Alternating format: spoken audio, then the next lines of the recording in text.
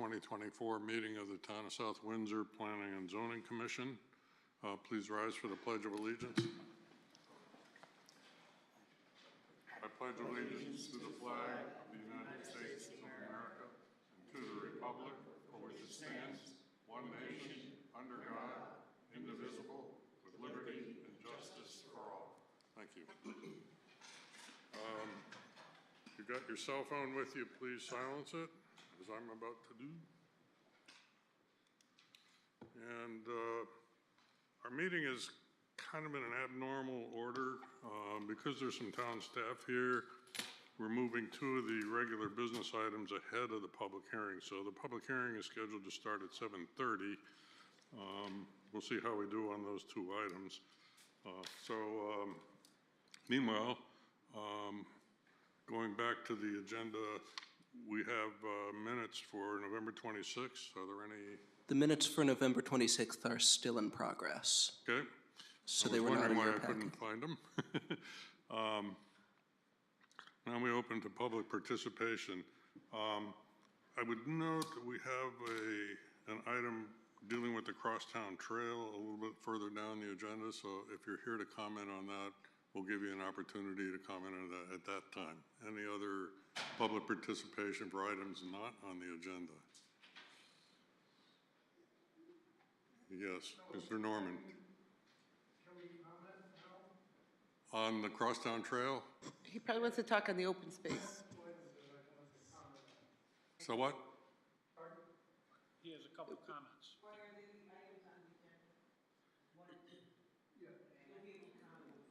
Yeah. It's the next thing. All right. Any other items that people want to comment on? Okay. We'll move on to new business. The CGA 824 referral for the proposed acquisition of 155 Griffin Road as open space land. All right, good evening, everyone. For those of you who do not know me, I'm Molly Keys, Director of Parks and Recreation. I'm here tonight to speak on 155 Griffin Road. This is a property that we are looking to purchase that abuts the Rye Street property. This property was highlighted as a higher priority open space parcel to purchase due to its location, that we believe that it would benefit the community highly. So this is, again, an 18-acre parcel of land. It abuts directly to the Rye Street Park. So far, the Open Space Task Force has gone on to, have approval for this purchase of the property. They recommend that we do so. And then it's gone to the Town Council, and the Town Council has a public hearing next week for this property. So they're negotiating terms right now for it. Ideally, this is just going to be an open space property with long-term vision. Obviously, would come back to planning and zoning with our vision of future use for active recreation, mainly fields and some trails potentially.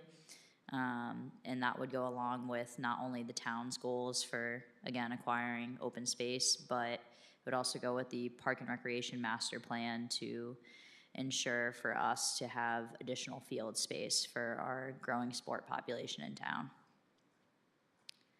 So if you have any questions, hopefully I can answer them, and if not, please compile them and bring them to the Town Council for them during the public hearing. So thank you. Is that the presentation? That's all I have. Great. Michelle, our Town Director of Planning. Yeah, again, just a comment. This is an 8-24 referral, so you're looking at this under your planning hats as far as, the plan for the town's future. So your goal here is to give the council feedback, a positive recommendation, negative recommendation, or comments about it. When and if it becomes developed as an open space or recreation parcel or any other kind of development, it will come back under your zoning regulations because community parks are by special exception use. So at some future date, if this were to be owned by the town and used, you would have an opportunity to review development plans for it. Okay, thank you. It looks like Commissioner Willett has not made it, so I'm going to seat Commissioner Quarashi for Commissioner Willett, and I'll let you start with any questions you might have. I don't really have any questions, just I'm all for more recreational space for town, so positive recommendation on my side. Commissioner Cavagnaro. No questions as well. Doing a great job. Thank you. Thank you. No, I'm totally in favor of it. Thank you. Commissioner Foley. Long time coming. Nice piece. Commissioner Dexter. I just have a question, curiosity question. As I'm looking up there, the property is outlined in blue, right? And where Yes. it abuts Rice Street Park, I can see a little baseball diamond there. So if you follow your eye towards the blue, there's another parcel there.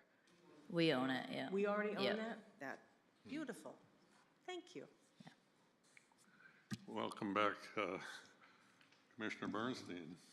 Thank you, Mr. Chair. So I think you answered this in your presentation. You talked about town council is still negotiating this, so the cost has not been determined? I'm not familiar with it. I do not believe that it has not been, has been determined at this point in time. Okay. Clearly, it's not being gifted. Correct. All right, thank you.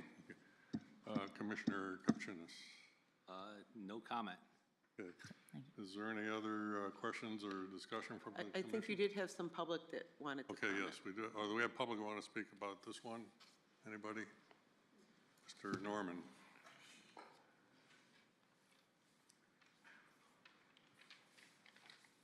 Also a member of the Open Space Planning Task Force.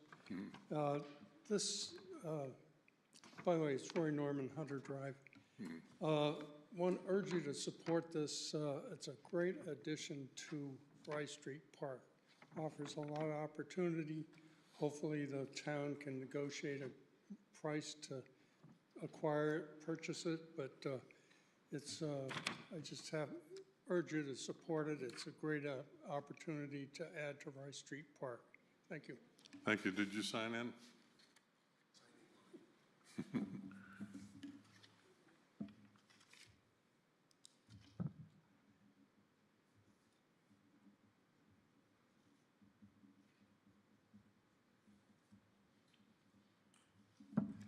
Thank you.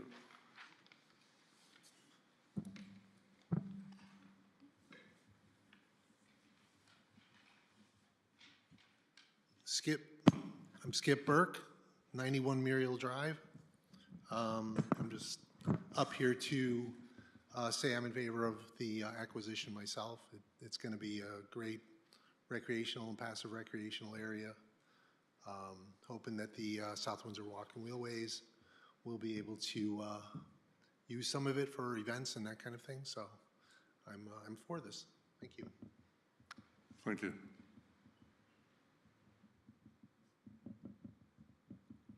Anybody else? Okay, in that case, anybody from the commission have more questions or comments? Ready to take a vote? Let's have a motion. Oh, I was going to make the motion. Move to approve CGS 8-24 referral, the proposed acquisition of 155 Griffin Road as open space land. With a favorable, use the word favorable. Second. Okay, all in favor? Aye. Passes unanimously, thank you. All right, now the next item is referral for the Crosstown Trail.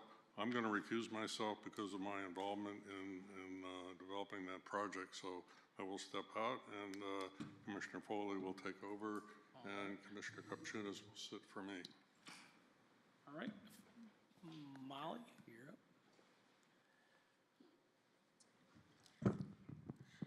All right, so I'm just really up here to quickly and briefly say we did put this 824 referral in. I do have Kevin Grindle from Barton and Longeis. I never say it correctly, so I apologize. They've been working with us to design the Crosstown Trail project, and he's going to speak a little bit more on the design and development of it. But ultimately, for those of you who are not familiar with this project, it's going to be a 6.2-mile multi-use recreational trail. that'll generally follow the Eversource power line corridor. So this, we're really just trying to seek approval for the overall trail project, with consideration though that we are currently really focusing on phase 1A for construction. So I'm gonna have Kevin come up and talk further on the project.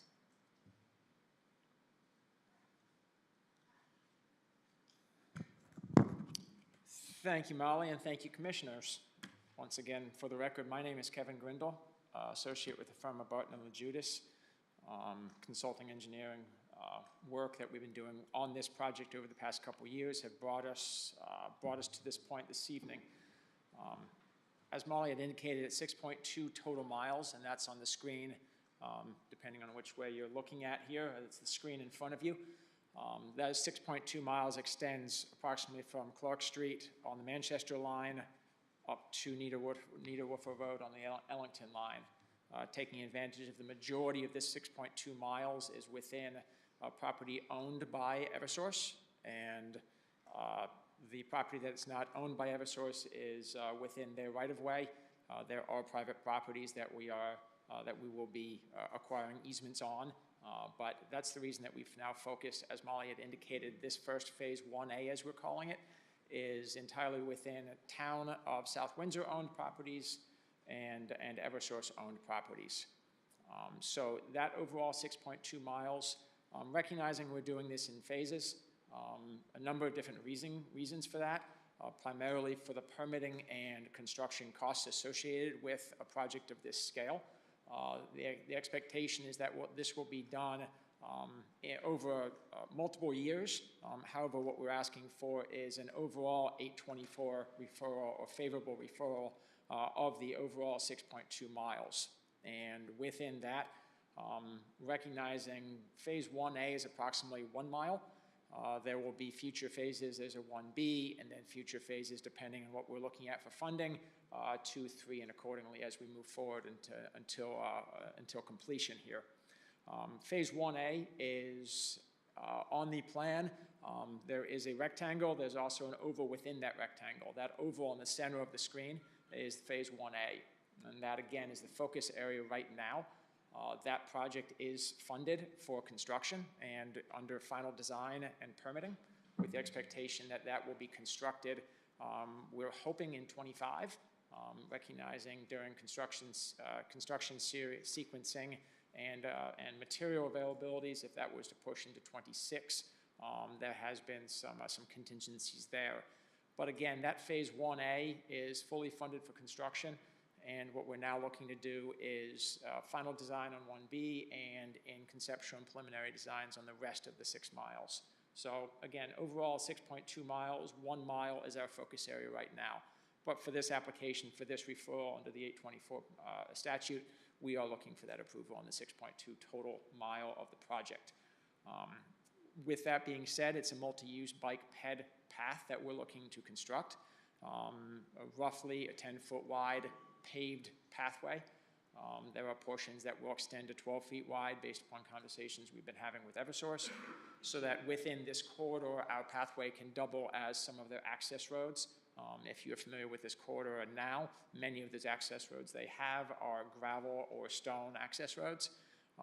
In the areas that we're looking to use those roads for our multi-use trail, those roads would be built to be suitable for their construction activities and maintenance of the transmission structures. So working through their license agreement now through their engineering and real estate departments.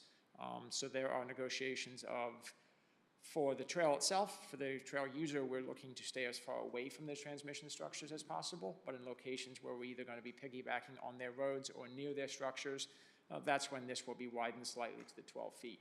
But roughly, what we're expecting is that it will be a handicap accessible bike ped pathway, multi-use, 10-foot wide, grass shoulders, and there will be sections, obviously within the 6.2 miles, there are wetlands, there are water courses, there are steep slopes, there's a lot of terrain to navigate. So as we go through our final design process, there are sections that are paved trail surfaces, there are sections that are boardwalks, there are sections that are pedestrian bridges. And, you know, all of that configures into the cost estimate, and that's one of the major reasons that we're breaking this into different phases, so that we can then apply for construction costs or construction dollars as each one of these phases are complete, rather than waiting to the entire project gets funded and all built at once. So that, in a nutshell, is the overall project. Again, I've been on this from day one and will be through the duration, so if any questions you've got, I can answer them from an engineering perspective. Again, the license agreements we're currently going through with Eversource. There will be negotiations in regards to easements on private properties and future phases. We have received wetlands approval on this initial phase of the project. As we go into final design, we'll be in front of the Wetlands Commission on future applications thereabouts. And we're also working with DOT on state road crossings, specifically on this first phase, be it Ellington Road and up to Sullivan Ave. The Ellington Road crossing we have fully approved through DOT. And our next step is to provide them with application across Sullivan Ave. So this first phase 1A extends from within Wapping Park across Ellington Road and then up to and through the Priest Farm property up to Sullivan Ave. We're not crossing that road at this point. So just again, for perspective, that's what we're looking to construct in this first phase. But again, we're under, you know, the entire project is under design. That's why we felt it important to come before you on the overall 6.2 miles, so that you have an understanding of what we're looking at, kind of the overall scope of work, rather than just the primary focus. But once again, I can go into any further detail that you like, or if you have nothing further, turn it back over to any audience members that, or staff members that would like to speak. So thank you very much for the time. We'll turn to Michelle Light, our town planner. Yes, so this is a 8-24. So again, you're looking at this from a planning perspective. One of the things that the commission can choose to do, because this is technically creating parkland throughout is have this go through special exception approval as each phase goes in, so the public does have an opportunity through the zoning process to weigh in on it. As mentioned, it has gone through the wetlands approval process.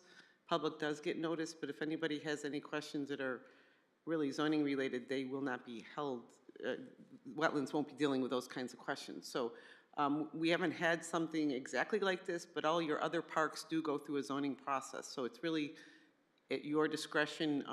There's clearly some parts of this that are through town land that aren't anywhere near as sensitive as some other areas of it that may be where there's neighbors that may have, you know, some comment that they want to share about a pathway near their home. So I think part of your role tonight is to, you know, to act on the 824 referral as far as a recommendation, but then also give guidance to staff, recreation and planning as to what the expectation of applications for the zoning part of this as it moves forward.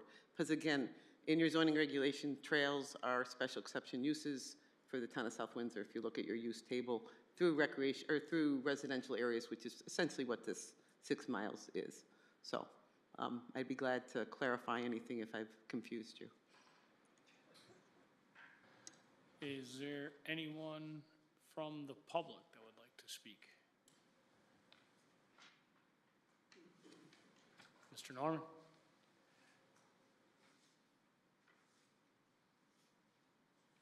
Roy Norman, Hunter Drive, member of the Walk and Wheelways group, and urge you to support the concept as well as this Phase 1A.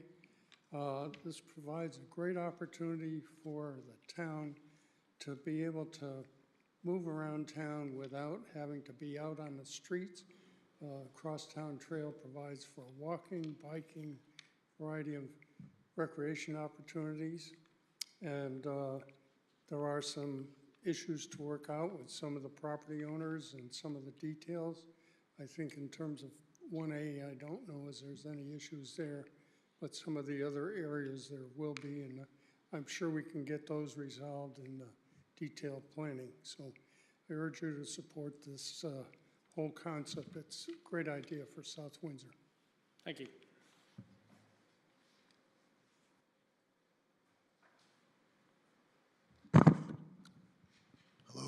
Hello again. this has been a dream of mine for many years. I've been working on it with the Just state your name again. Oh, for Skip this Burke, I'm application. sorry, Skip. I've been working on this with the South Windsor Walking Wheelways now for probably 6 or 7 years. I mean, it was a concept even before that, but something like this to get us from, not just from one side of the town to the other, but to, you know, public getting to commercial areas near town center. There's going to be a lot of transportation advantages. And also, too, to connect possibly other towns to get to the East Coast Greenway as well, which is not too far from our Clark Street. And so I'm here to say I'm definitely in favor of it, and I hope you guys are too. Thank you. Thank you. And anyone else in the public? Did you receive a letter? I thought Ken Seck sent a letter. Do you have that, Josh, by any chance? I think I gave one to Commissioner Foley, but I have an extra. Let's see here.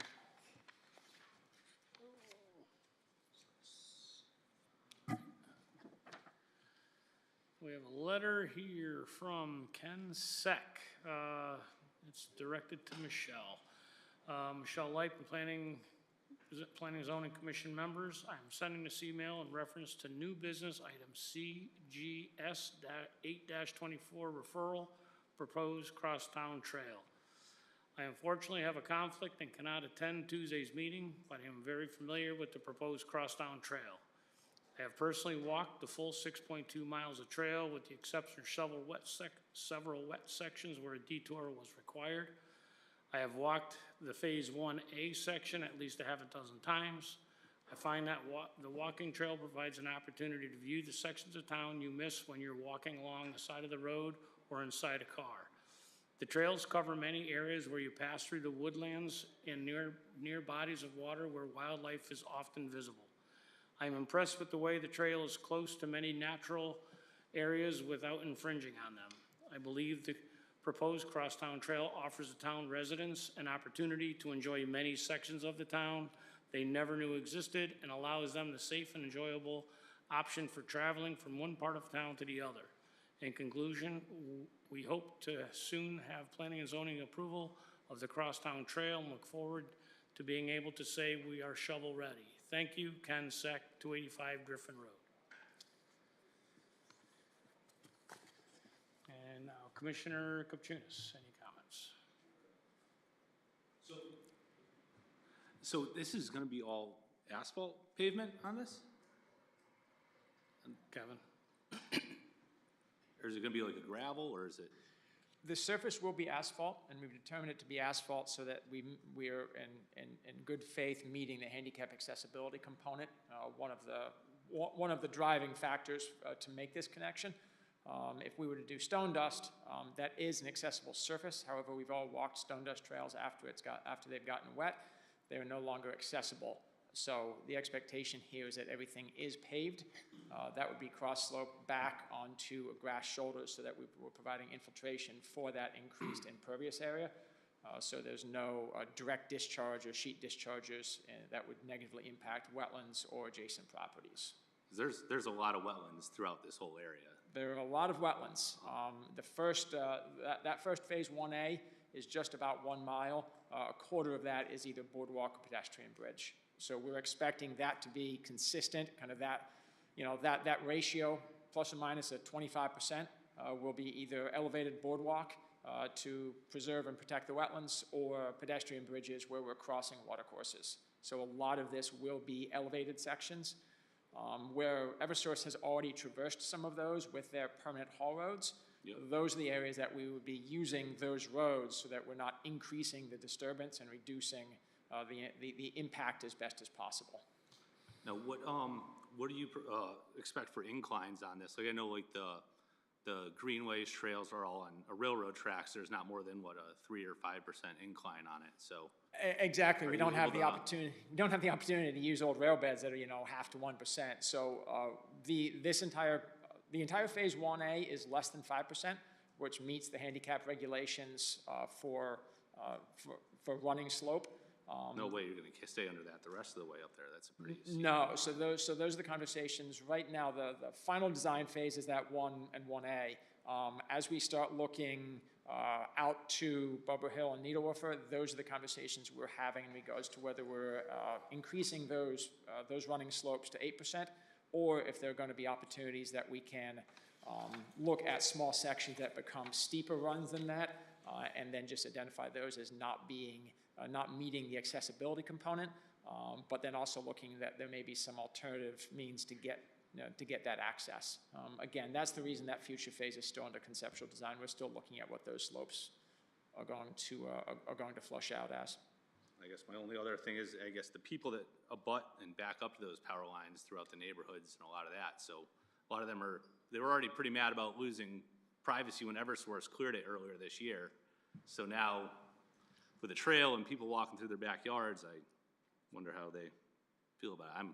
I like the idea of the trail. I just wonder how much kickback you're gonna get on that part of it. In regards to being sensitive to those abutting properties, that was one of the kind of early decision-making tools that we've been using. Effectively, look at where the primary disturbance is as far as the transmission structures and the existing haul roads, trying not to increase that disturbed areas when we're getting near the sensitive residential areas, so that within the confines of those specific areas, those are the areas that we've now said, okay, well, we're trying to keep as far away from the Eversource infrastructure as possible, where we're adjacent to residential properties and neighborhoods. We're then saying, well, that's the most important part here, and we're realigning or aligning the trail either immediately adjacent to those transmission structures or on top of the existing haul roads, so that we're not further negatively impacting those neighborhoods. That's all I got for it. I like the idea of it. Commissioner Bursting? No questions. Commissioner Dexter? Just a couple questions. First of all, it would be great if this was bigger. I'm like really struggling to really, see where it's really going. And I don't abut the Eversource Greenway, but I'm in an area where I can see it. Beyond the 1A phase, do you have any kind of idea where other parking areas may be for access points? We're currently looking at a small trailhead parking off of Clark, effectively the beginning of the trail. Okay.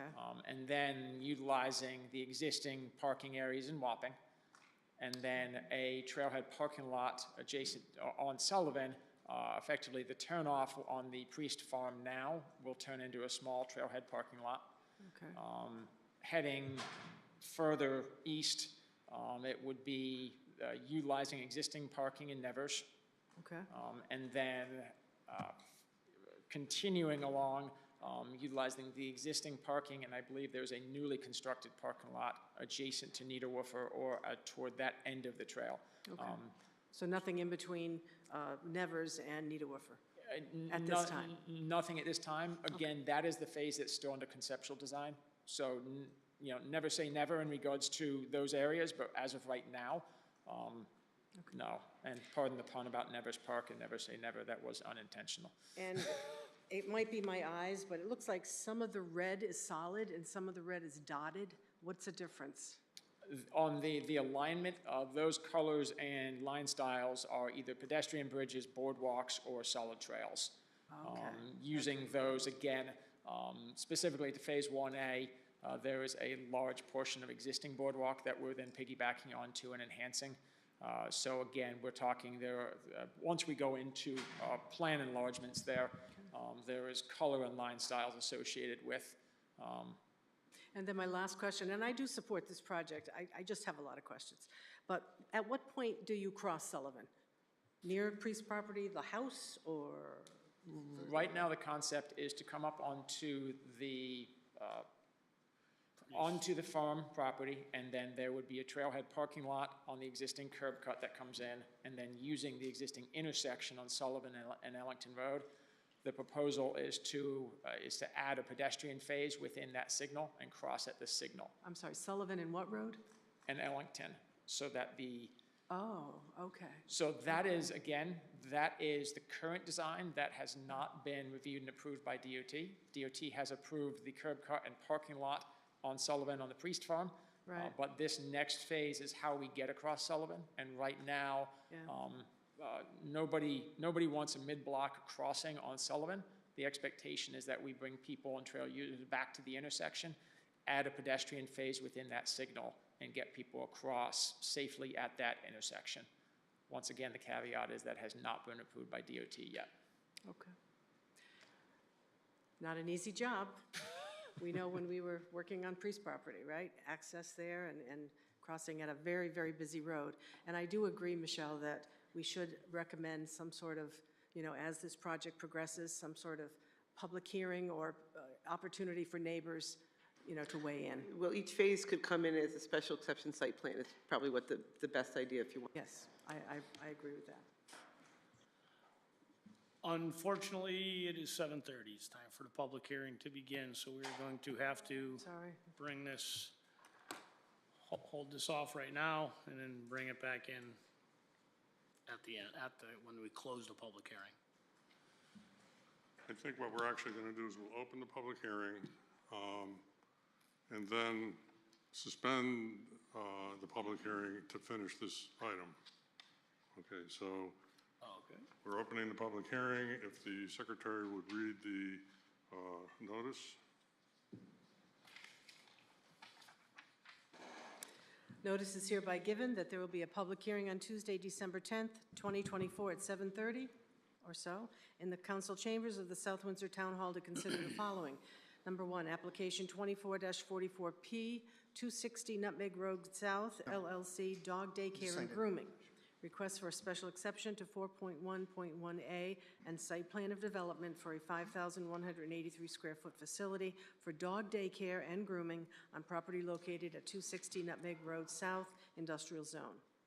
Number two, application 24-45P, Newberry Zoning Text Amendment. Requests the following modification to section 7.15 Senior Residence Regulations to modify section 7.17.3 Form of Ownership for clarification, 7.17.5 Project/Unit Cap to allow a maximum of 72 units on properties containing more than 12 buildable acres, and eliminate the cap on the number of units town-wide.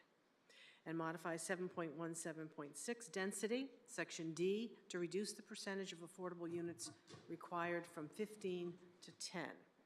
Copies of the application are on file in the office of the town clerk in the planning department and online at southwindsor-ct.gov.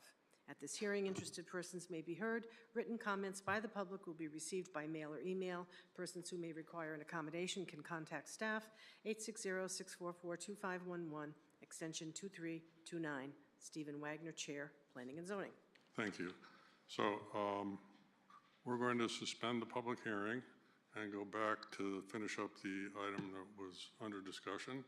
And I will again step aside because Commissioner Willett just arrived and really didn't hear the whole discussion. I think we'll keep our alternates seated during that part of the meeting.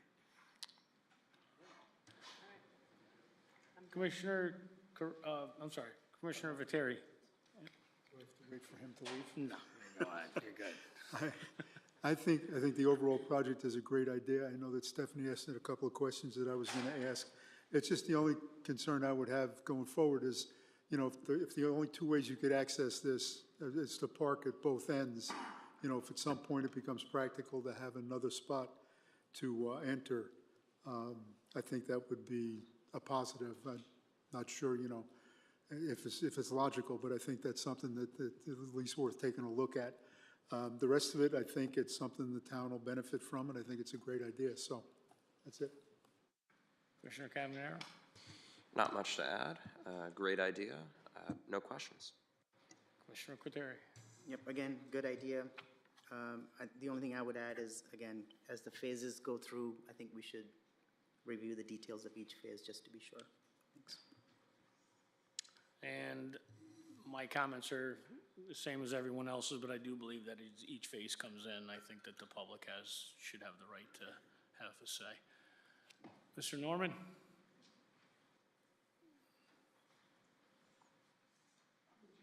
to add to Commissioner Kuchins's concern about neighbors and just show you something.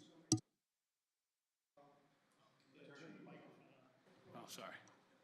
To address a good question that Commissioner Kupchunas had with regard to neighbors. There are several great examples. One is the Cheney Rail Trail. A lot of opposition to that. And it's my understanding now that people enjoy it. They find that it adds to their property value. The same is true. There's a section in Rail Trail in Avon, Simsbury, and there was a lot of opposition to that. And now the people that abut that find that it's a nice addition to their home and property area. Trying to think, I think there's, and then of course there's the rail trail in Vernon, and that's just an outstanding example of a public way, and the property owners abutting that certainly enjoy that. So just wanted to raise that. So some initial concerns which are understandable. Comment. Anything else? Anybody want to make a motion for a positive referral? I'd like to make a motion that the commission provide a favorable referral for CGS 824, proposed crosstown trail. Any discussion? I second No? it. Say a second. Any discussion? All those in favor? Aye. Opposed? All right, thank you.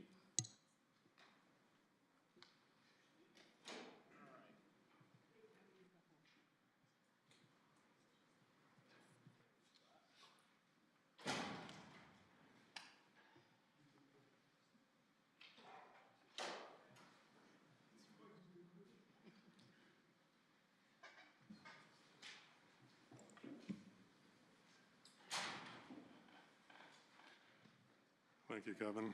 So we're going to resume the public hearing. And the first application is application 2444P, 260 Nutmeg Road South, LLC Dog Daycare and Grooming.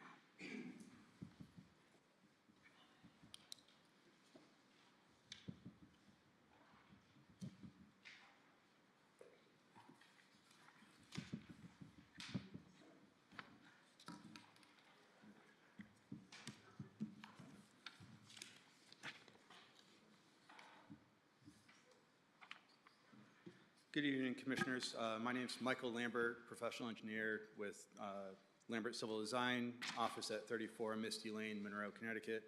I'm here with, on behalf of 260 Nutmeg Road South, LLC, to present our project of the dog daycare and grooming facility at 260 Nutmeg Road South.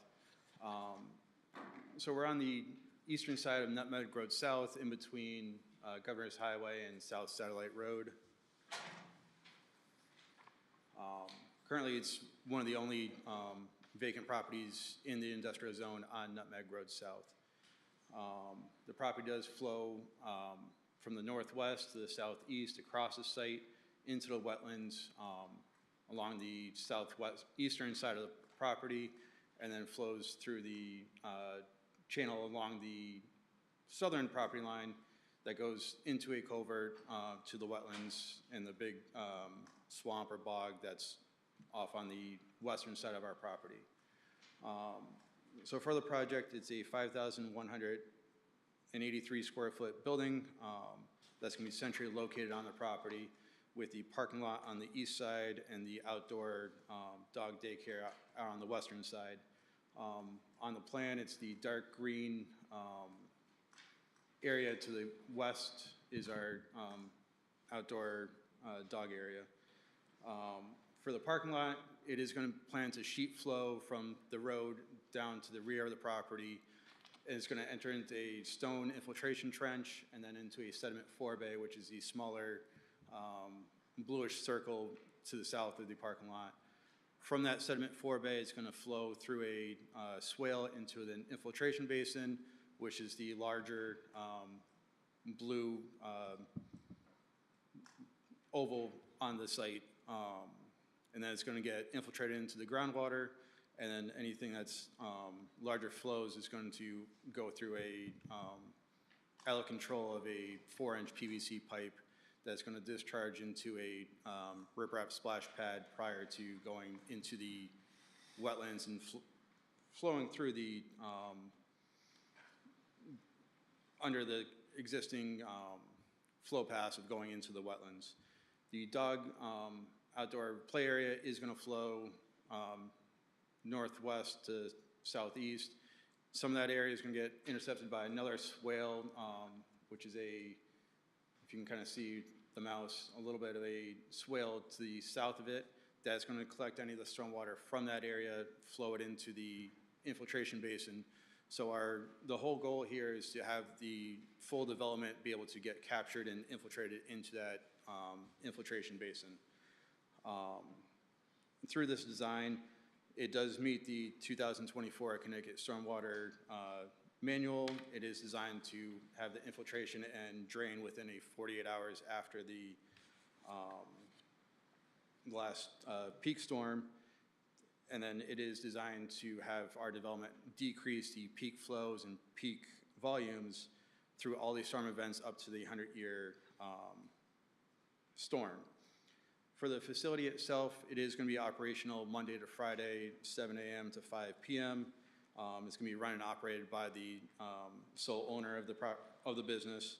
They anticipated at maximum about 20 dogs a day for the daycare, and then the grooming facility is going to be about 8 to 10 services with a mixture of self-service and full service by the owner.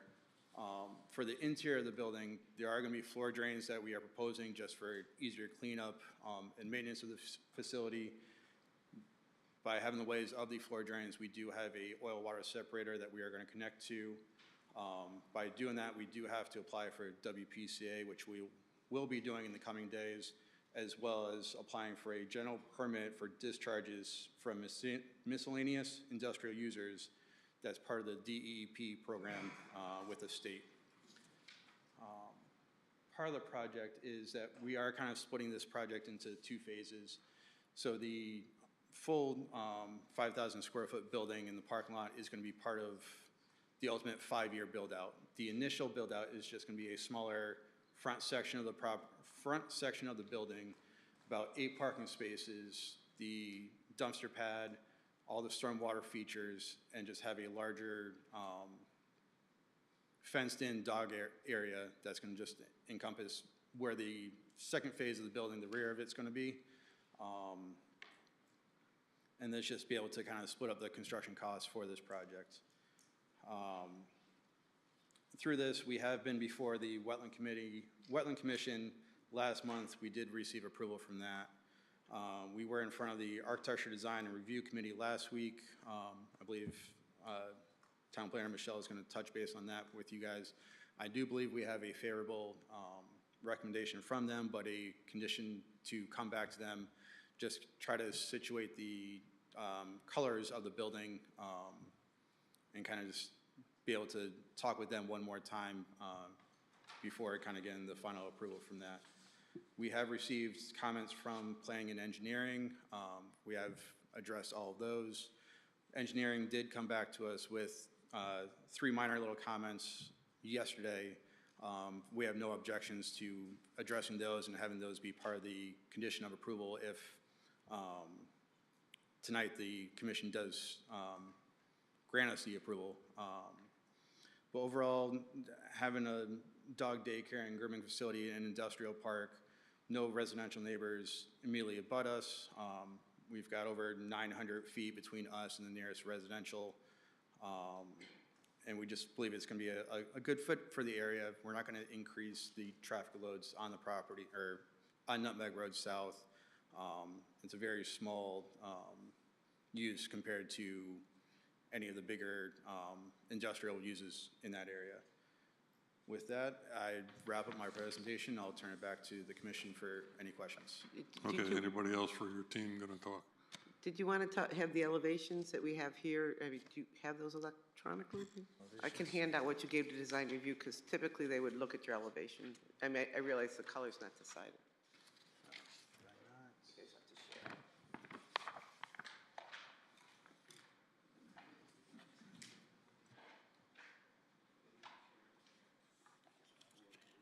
you.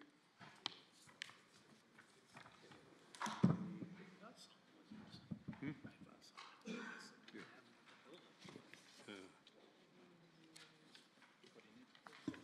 These are all, okay, there we go.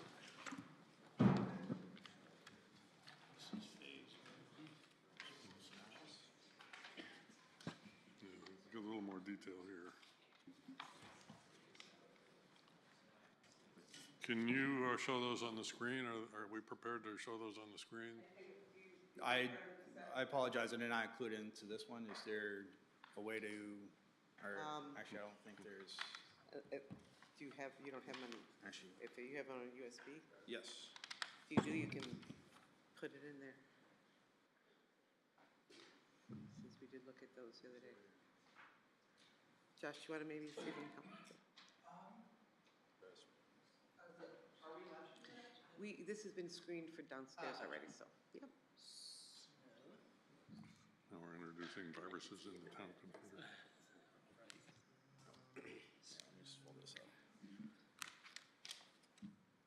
Yeah, I'm sorry, they'd like to see the landscaping. Which one is it? Is it in here? It's going to be the ADRC. Ah, Yep.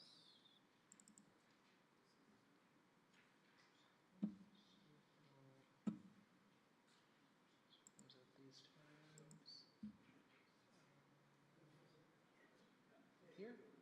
Yep.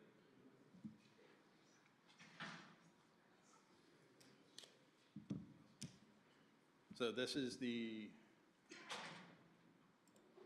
renderings of the building. Try to zoom in a little bit more.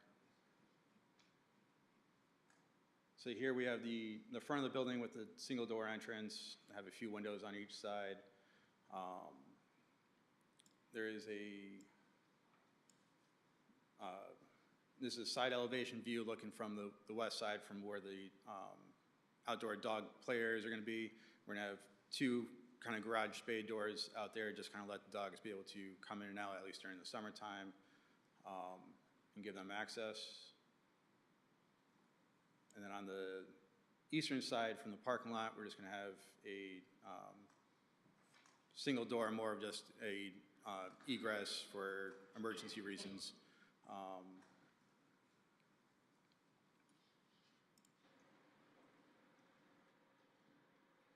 And then from a phase one perspective,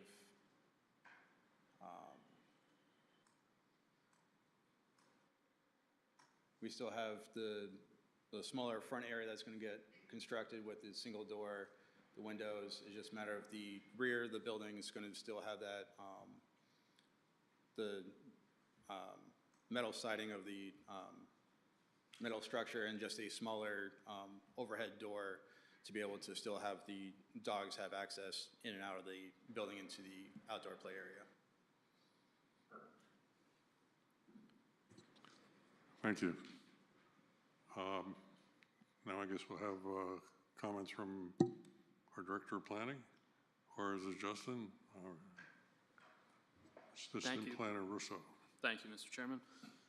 So this is a request for a special exception to 4.1.1A in site plan and development for a 5,183 square foot facility for dog daycare and grooming on property located at 260 Nutmeg Road South, Industrial Zone. This application is subject to review criteria of Section 8.4B, as well as specific criteria for dog grooming facilities in Section 7.23. That includes that the existing building, if applicable, must be freestanding. The current building is not suited for manufacturing. The site location should not be disruptive to surrounding areas, and outdoor activities with animals must be within enclosed fenced areas. So the applicant's narrative addresses our special exception criteria. It also provides a detailed description of how the business operates, how the site will be developed, and the anticipated impacts to traffic and the environment. The narrative mentions that the business will be run and operated by the owner with no other employees, and that at one time there may be up to 30 dogs on the premises. So I raise concern about the timely removal of dog waste if there's only one person to manage 30 dogs.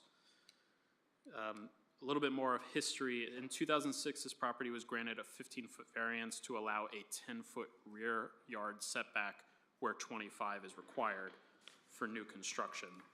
So the southwest property line is being designated as the rear yard.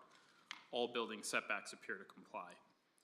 Zoning requirements appear to have been met in the zoning information table on drawing C1. Impervious surface is proposed to be 21%, or 65% is allowed. Proposed parking counts are shown as meeting our requirements, but without architectural floor plans, it's difficult to verify how building square footage is being allocated. Through discussion at our Architectural Design and Review Committee, there was talk about the light levels. The applicant has shown good faith to reduce light levels as much as possible. So I raised some concerns about some hot spots under the fixtures immediately, but given that the use isn't likely going to be running for very long, and I think it may wrap up around 5 or 6 o'clock, sort of want to retract that statement about possibly reducing the light levels even more. Just don't really feel that that's going to be an issue here, especially given the area, the industrial zone over there, a lot of ambient light already going on. So just want to note that. Furthermore, the Inland Wetlands Agency and Conservation Commission approved this application at their November 20th meeting with standard approval conditions, including requiring the submission of a maintenance plan for the outdoor play area, addressing how waste will be handled and kept out of the adjacent wetland area. They also had a recommendation of $5,000 for erosion, a bond for erosion and sediment control, and a bond for $7,500 in the establishment of stormwater structures. As Mr. Lambert mentioned, he will be returning to the Architectural Design and Review Committee to further discuss materials and colors. And finally, WPCA approval is required. We also have engineering comments prepared by Jeff Doolittle, which I'll read into the record right now. This is from Jeffrey Doolittle, professional engineer, town engineer, dated December 5th, 2024. I have reviewed the above plans and all previous engineering comments have been addressed except for the following. Number one, sheet ES1 provides project information that refers to phases of development, where phase 1 is for the front building and parking lot construction, and phase 2 is for the rear building. Clearly call these phases out on sheet C1. Number two, the 4-inch HDPE pipe from proposed infiltration basin is too small and will likely get clogged. Provide a larger outlet pipe, such as a 10 or 12-inch pipe with a 4-inch diameter orifice plate on the inlet end. Call this out on sheet C2. Number three, show a spot elevation for the emergency overflow spillway from the proposed infiltration basin on sheet C2. And that concludes the comments from Jeff Doolittle, town engineer. And if this site plan modification is approved, planning staff has incorporated comments into the approval conditions, and there are no further comments on our end. Thank you. So now we'll go with commissioners. Commissioner Kupchinas. Great use for the property. Commissioner Willett. No questions. Commissioner Bernstein. I do have a few questions. So in the narrative, it says that the business currently is on Arlington Road. And my question is, why are they relocating? It's to, currently it's a rental space, so they're looking to have, they've been able to purchase their own property, so they want to build and maintain their own property to move forward with the business. That's a good thing. Yep. Michelle and Justin, a concern I would have would be how barking dogs might disrupt nearby residences. I would conclude that 900 feet is more than enough. Is that, you agree with that? Okay. How high is the fence in the outdoor area? 6 feet. I forgot to mention, it's going to be a 6-foot fence, black vinyl with either privacy slats or a wind fabric just for privacy. So any other animals or people walking around down the street will not be able to have visual contact with the dogs, and dogs will not have at least visual sight to the surroundings. So my concern isn't so much that, but it's about dogs being able to get out. 6 feet seems high. I assume these are Yes. your client. No issue with that? Okay. Yeah. If someone is going to speak from the audience, you need to come up and sign in and all. I have my answer, so. Yep. I mean, I had a bad personal experience with dogs getting out of a fence, but I think that fence was 4 feet. Yeah, I can attest to it personally too. When I was younger, I had a German Shepherd, and we had a 4-foot high fence. That dog would jump it fairly easily, but a 6-foot fence makes it quite difficult for most dogs to jump over. And I believe their current operation has a 6-foot fence, and they haven't had any dogs escape from it. And last question, so there was a comment in the narrative about the operation being run by one person, but it's run by a couple, 2 people? It's because 30 dogs seems like a lot of load for one person. Yeah. You want to come up and talk about it? Thank you.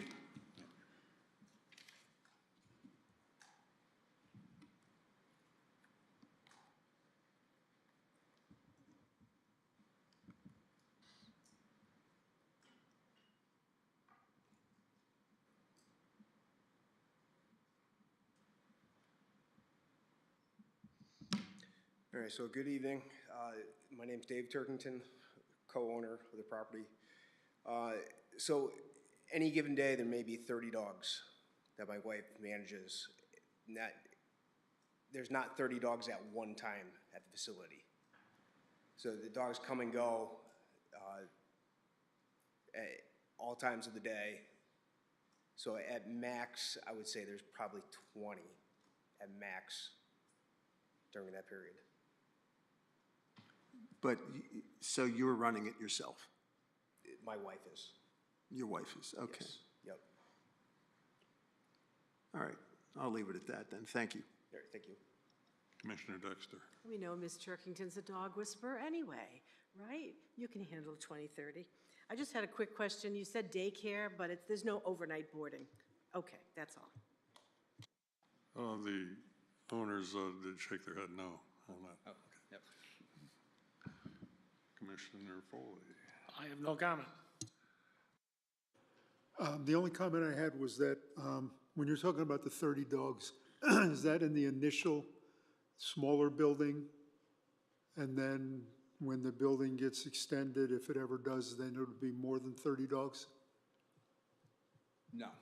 Okay. So it's currently, right now, the square footage they have is going to be similar to what that smaller building is. Just a matter of when they are able to expand, it's probably going to be able to add one or two more like washing stations for grooming services, and just be able to have more room for the dogs. So they're just more room to roam about, but being able to increase the number of dogs isn't in their purview to do at this time. Okay, good, that was it, thank you. Mr. Cavanero. I have no comment. Commissioner Kowalski. No comments? Okay, so just by analogy with the town dog park, they have a separate section for small and large dogs. Are you handling that with timing, or is that an idea that maybe you want to consider? Yes, it serves a small. So there's a small portion for the small dogs and a larger portion for the large dogs at the facility, and that's inside. Mm-hmm. Thank you. All right. And then just an added comment, we are inspected annually by the state of Connecticut. They come because we are a boarding facility technically by the state. We are inspected and make sure that we are up to compliance, that dogs have water, that it's cleanly, et cetera. Okay. Right now, you're planning to only run on Monday to Friday. You might as well just stay. Yes. Okay. I would imagine that's, sorry? Monday through Friday. I would imagine there could be a time when you have clients who work on weekends. I guess I wouldn't want this approval to restrict you from changing your business to operate on weekends. So I guess I'd like to hear your comment on that. Thank you for bringing that up. We have no intentions to operate on Saturday or Sunday at this point, but we would like to leave it as an option, though, if possible. Okay. All right, so we won't take that as a restriction when we, okay. Thank you. I guess I'm also concerned about the idea you can operate with one person. Also, I mean, we're all human when we get sick from time to time. I don't know how many times people have had COVID and other things that take us away from work. So how do you handle, the day-to-day need for absence of your one person running it? It's difficult for my wife. She's been in business for over 16 years, where she's currently at. She's able to move her schedule around. People are good. So. I mean, do you have people who come in and, back you up when necessary? Or you do it, or how does that work? Can you repeat the question? Okay. When she's sick, can't come to work, or she has other obligations, can't come to work, how do you keep the place running? So her grooming, she can reschedule. Worst case scenario, she has to call up and cancel her boarding clients for the daycare clients. Okay, and then the daycare part is subject to cancellation, is that? Okay. Yep. I guess I would also not want to, if we approve this, not have it imply that you're limited to one person. Okay, if you find you need to bring in a second employee, I wouldn't want this approval of this to prevent you from bringing a second employee in, I don't know, a couple hours or whatever. Yep. So,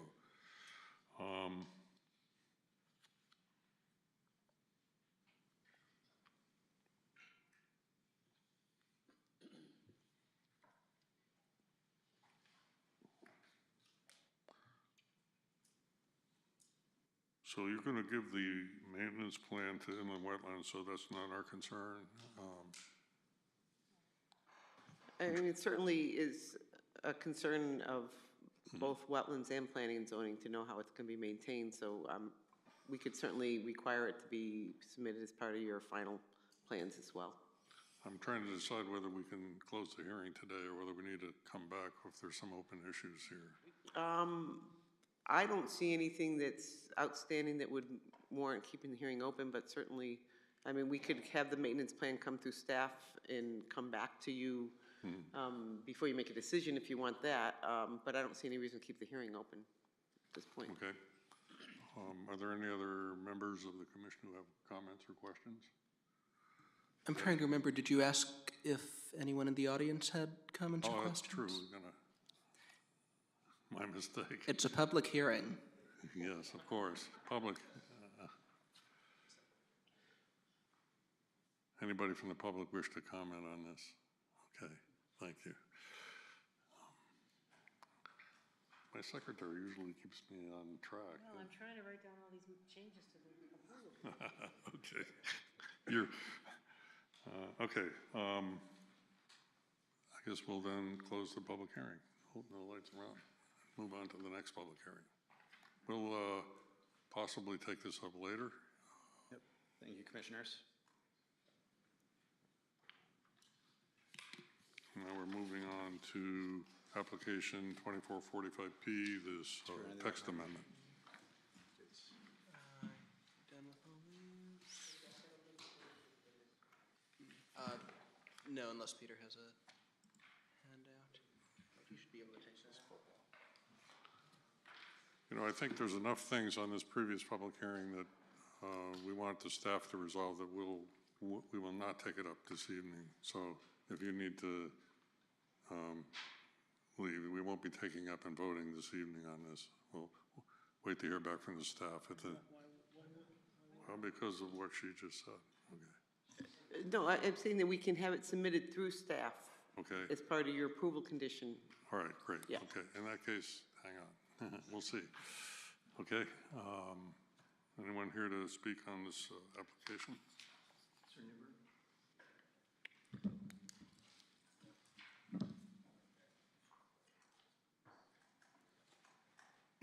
Good evening. For the record, Chairman Wagner and Vice Chairman Foley. Peter DeMalley, President and CEO of Design Professionals Incorporated, recently relocated to 58H Connecticut Avenue, right off South Satellite Road, new facility.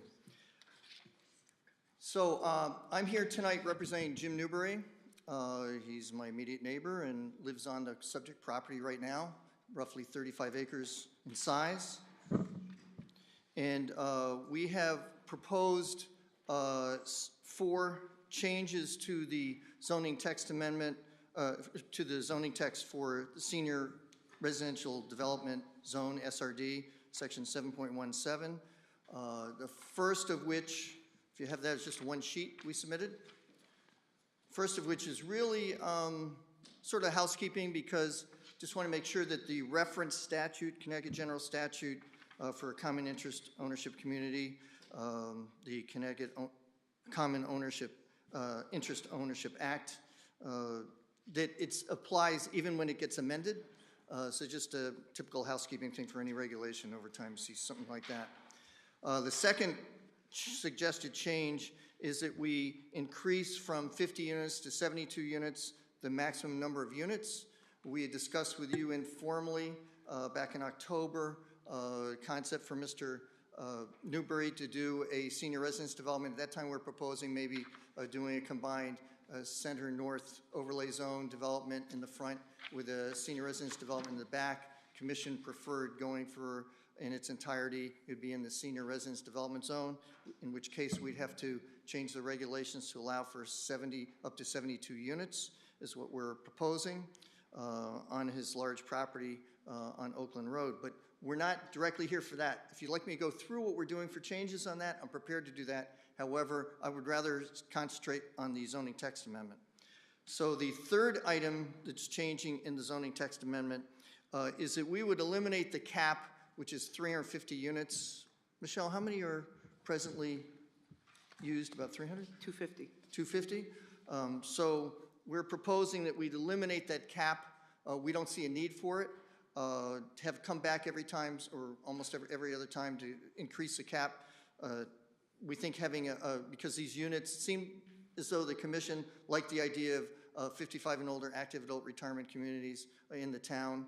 We heard from Bob Nurek, who's of note a real estate agent with Coldwell Banker, and he has handled many SRD developments throughout the years in unit sales, very familiar with them, and he represented that the town had about 4% active adult retirement units in its stock, and yet about 30% of the population of the town was, I believe, 55 and older. So there's a acute shortage of that. So he testified to that effect previously, and even gave you a letter to that effect, as I recall. That's the third thing. So first, again, just housekeeping. Second thing is go from 50 units you approved with the Boynton Amendment up to 72 units, and then eliminate the cap at 350, just eliminate that cap. We don't believe it's necessary to have that. In these types of units, why would you have a cap? It's either a good project or it's not, and you can evaluate them on an individualized basis. And the fourth thing is change we're proposing, section 717.6 on density. For affordable units, you have 15% affordable, and 10% is what we're requesting consideration because of the high cost of doing them and the burden it places on the community itself and developers being able to build them. I'm not going to be the only one who speaks to this tonight, but I have some comments with respect to that latter matter. Let me first go over just some of the benefits to the town of these, of having more senior residence development units. As I mentioned, there's a shortage of these units in town, and a relatively acute one. There's a shortage of all housing throughout the nation, but in this town in particular, with our larger 55 and older population, we have very few units available. And many people have left town, as we stated before. Even Jim and Judy Newbury mentioned that. A lot of their friends have left. They go to community, active adult retirement communities in other towns because there's not enough product meeting their requirements. You know, that's one-floor living. They want a luxury development. They want to get rid of their two-story house. They want to have a garage, and they're downsizing for their retirement years. And they still want to remain in town. So we think that's an important consideration. And people want to stay in town because they love it here. There are a lot of reasons why this town has a wonderful reputation, why people love it. All the surveys indicate that people love being here. And one reason is because they have friends, they have family, they have cultural institutions they're involved with, houses of worship, what have you, their favorite shops, their favorite restaurants, their proximity to the airport, so if they want to go down south somewhere else. There are a lot of reasons why people like to stay in town. We'd like to have them stay in town. And each new senior residence development unit generates today on average, in this order of magnitude, about $10,000 in real property taxes. If we were to have a 72-unit development, as Mr. Newbury is proposing, that's a maximum size, that would be roughly $720,000 a year in new tax revenue. We did give a handout to you with respect to that. Also, there is each new senior residence development unit generates, if you average about 1.5 motor vehicles per household, that's about $600 per annum on motor vehicle taxes. So if you had a 72-unit development, you would have roughly $43,200 in additional tax revenue to the town above and beyond the real property taxes of close to $750,000 a year. One-time fees also, when an SRD development comes in, building permit fees. And order of magnitude depends on the cost estimate of the construction of the house. Some builders tell me it's about $200 a square foot, depending on the degree of finishes in it. And then it could be, and others say about $250 a square foot to do it, to build a house. That's their construction cost. So that would be, so building permit fees, we're talking about somewhere $7,000 to $9,000 a unit, rough idea of that. So it could be somewhere between $518,000 and $648,000 in today's dollars of building permit fees, which are one-time fees. Other one-time fees are sewer connection fees. There's an assessment. I couldn't quite figure that one out, what it would be for this type of development. I know for single-family subdivisions it's pretty clear for per lot, but it wasn't quite clear to me. But I think it's in the thousands of dollars for sewer connection fee per unit. Also, as a common interest ownership community, because we haven't seen any of these as rentals, they're all for sale. All the units are for sale so far to date, and I think we have about 13 of these developments in town. There are really no government costs. They pay for their street maintenance, they pay for the plowing, they pay for the lights, that type of thing, so they reduce town government costs. And also, if you have, none of these developments have school children, to my understanding, so there are no school costs, so that burden to the town is offset. So as a consequence, these are really net revenue generator developments. It's some form of economic development to offset our costs for typical single-family housing with children and the additional costs of educating them. They also have, the larger developments such as this would have a community building, and that's additional building permit and sewer assessment fees, and it reduces the burden somewhat on the senior center. And also, these developments generate income for the businesses in town, including financial planners, banks, restaurants, retail services, healthcare, support the nonprofits in town that contribute toward those, and including house of worship. So over time, it's important consideration for economic development for the town. As to the affordability issue, I know other people are going to comment on that. I'd like to make a few things with respect to that, a few comments. First of all, we know that the affordable units are not profitable. They're absolutely not profitable. There's a loss for each unit. That's to be expected. Sometimes at 80%, some people say, oh, you can break even. I haven't seen anything of late that tells me that they can break even on those units. So there is a loss. And it's a substantial loss on those, so you have to spread that cost throughout the development to make it work. So that's why we're coming in and asking for 10% affordable units instead of 15%. If you were to take a maximum size development at 72 units, that means you'd have, at 10% affordable, it'd be 8 units, and at 15% affordable, it'd be 11 units. I know another gentleman's going to be speaking to this, but the cost of a 2-bedroom unit at about 1,200 square feet is roughly $240,000 to build, and that doesn't include your infrastructural costs. It's for the roads, the sewers, all that type of stuff, rough grading and stuff for the whole development, and it doesn't include the land costs. There's a value to land, there's a value for the infrastructural costs and other associated costs. So it adds up quite a bit. So I'll leave the rest of the discussion about that with someone who's had direct contact with Mr. Santoro, Michael Santoro, with whom I've spoken of late as well, who's the Department of Housing expert on this. Another possible, I submitted to you also your subdivision regulations. You require a fee per lot for a subdivision over 3 lots. That could be a consideration just as long as the cost doesn't go up too high. You've been applying it to every single house in a single-family subdivision in lieu of the building the affordable. That's a possibility, but the dollar cost would have to be significantly lower than what you're charging right now for single-family home developments. And as you know, most single-family home developments are generating homes that are costing between $750,000 and $1 million. So it's a different animal. So we're below those costs. So that's a possibility. We haven't proposed that in the text amendment, but that may be a possibility of a solution. And I'm available to discuss the Newbury plan, the changes if you'd like, but we're really focusing on the text amendment. So we have one other individual with us besides Bob Nurick and Jim Newbury, and that's Robin Pearson, attorney Robin Pearson, second to last row on your right. She is attorney with Pearson, Alter and Hope, Alter Pearson and Hope, excuse me, out of Glastonbury.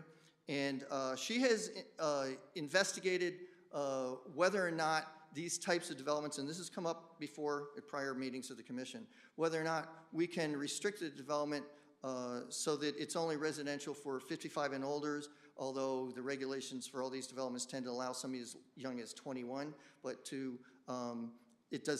can restrict it under statute to people to exclude children who are residing there on an ongoing basis. They may have a kid, they may have grandchildren show up for a weekend or something like that, but we're talking about people residing there so they could be a burden on the school system. So if you'd like, Robin has researched it and she'd be glad to opine on that. I think the commission's definitely interested in that question. Robin Pearson. Good evening, Mr. Chairman, members of the commission. Again, my name is Robin Pearson. I'm an attorney with the firm of Alter, Pearson and Hope in Glastonbury. And I am quite familiar with the Fair Housing Act. That is a federal law that, to put it bluntly, allows people to discriminate against children residing in homes or rental facilities that are limited by age in accordance with a special exception that the federal government adopted for elderly housing. The Fair Housing Act was adopted in 1968 by this country. It was amended in 1988 and strengthened specifically with regard to elderly housing in 1995. And at that point, the federal government said, look, we recognize that there are facilities where people of a certain age would really like to live quietly without children around them all the time. And they created a very strict exception to the anti-discrimination law that is what the Federal Fair Housing Act is all about. And it says that for any community that is specifically designed for either 100% of all occupancy for people 62 years or older, or where at least 80% of the units are occupied by someone who is 55 and older, children can be discriminated against to the extent that they are not allowed to reside in that facility. Now that requires, as has been your experience, I understand, with other developments in town that are for senior housing, for the entity, whether it's one building or a community, to have strict regulations that say the only people that can occupy these units are 55 and older. And under those circumstances, you can exclude children. Your regulations will stand up to scrutiny. It's not a discriminatory act for elderly housing. Now, Connecticut also has a law. It's modeled somewhat after the Fair Housing Law, the Federal Act. It specifically says that that exemption applies to keeping people out of housing that are 18 years and younger. So you have a regulation on the books already. It falls within the exemption of the Fair Housing Act. There is nothing about what is being proposed this evening with this text amendment that would change that in any way or open up the door to allowing children into an elderly facility adopted under your regulation, as long as the terms of that exemption are met. Let's see, the only other thing, I did have somebody ask me about a New Jersey decision where a municipal regulation was deemed to be invalid under the Fair Housing Act and under the New Jersey's own Fair Housing Act because it prohibited ownership of anybody 55 or younger. And it was determined that the Fair Housing Act, both on the state and federal level in that case, which would be the case here in Connecticut, only refers to occupancy. So you could indeed be a 45-year-old who buys a unit for their parents, and their parents, as long as their parents who are over 55 occupy that unit, no children would be allowed in that facility, and it's something that you could not, it would not be discriminatory under the Fair Housing Act. So we just thought you might like to have that information. As you think about this, there is no chance that this would be a law, a change in your reg that would in any way open a door to allowing particularly school-age children into this facility or into any facility adopted under the change in the amendment that's being proposed. Happy to answer any questions you might have. We'll get around to questions in a little while. Okay, thank you.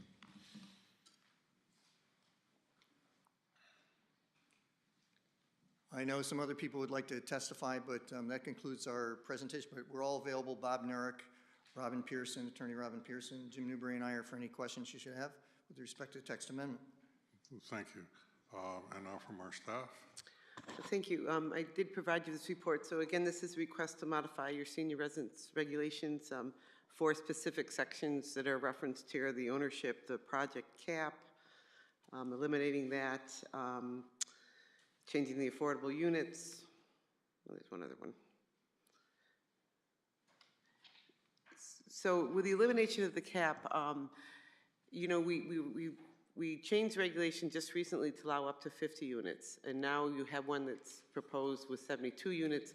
When the current cap would only allow for 100 more units. So it seems like we're constantly going to be chasing the cap if we try to pick a number. So when talking with the applicant, I didn't really have a suggestion of a number for a cap. I think maybe you just want to see how the market goes and if you feel like you're getting too many, at some point you could add a cap back in there. So I didn't have much comment about the cap. Related to the affordability, again, this is something that we're hearing, or I am hearing more and more from developers that are having to do this. I think you're going to hear some testimony tonight from a developer that has done it in our town and how his experience was and what drives the affordability, the ease or not ease of doing it. The one comment I will make about the subdivision regulations, I didn't realize that's what Peter was handing out tonight. If you recall, the subdivision regulations, the affordability is handled on a lot-by-lot fee at the time, similar to an open space fee was like. Some of the thinking at the time of that was, you're creating individual lots based on existing zoning. When you're doing things like multifamily, you're changing the zoning to increase your densities. And so we did not have a good formula for a lot by lot, but with density increases, that's when we decided that we would go to the percentages in the different developments. So that's kind of where the difference between a senior residence development, which is not a subdivision, it's a site plan with a unit density, as opposed to subdivisions, which are creating individual lots. I guess I would just remind the commission that we're sitting right now at a 6.2% of affordable in our town. We're required by law to have 10%. So every 11th unit that we create that's not affordable drops us behind. So if we keep it at 10%, we're kind of staying even. Anything we do to increase 10% in any of our developments gains us a little bit. But again, I think hearing from the people that are out there in the field trying to put them on the ground is important for the commission, because I think there's some realities about interest rates and things like that that do impact the ability for affordability units to be built. So we'll hear from that. The only other comment I wanted, just to, again, in the report here, our senior residence development is about increasing the supply of senior housing in town. We're looking for well-planned, innovative developments. We recognize that we have an aging population here, that we can't meet it all through public housing. So again, this is, our attempt to increase our housing with a greater variety. Traditionally we had those smaller developments. That's what our senior residence developments to date have been. These are clearly larger developments we're talking about. It doesn't preclude smaller developments from still happening. So, just because we're starting to see some smaller ones, there have been discussions I've had with folks that are looking at, or some larger ones are looking at smaller ones as well. So, again, your town plan talks about creating housing choices. I know we kind of were just at this 2 months ago, going up to 50 units. This is another jump up to 72, but the commission has looked more for senior housing than they have for regular housing in the past year. So that's kind of where the developers are coming in. Again, as previously stated, the last time the more senior housing we create, they are going to put some demands on our senior housing or our senior departments.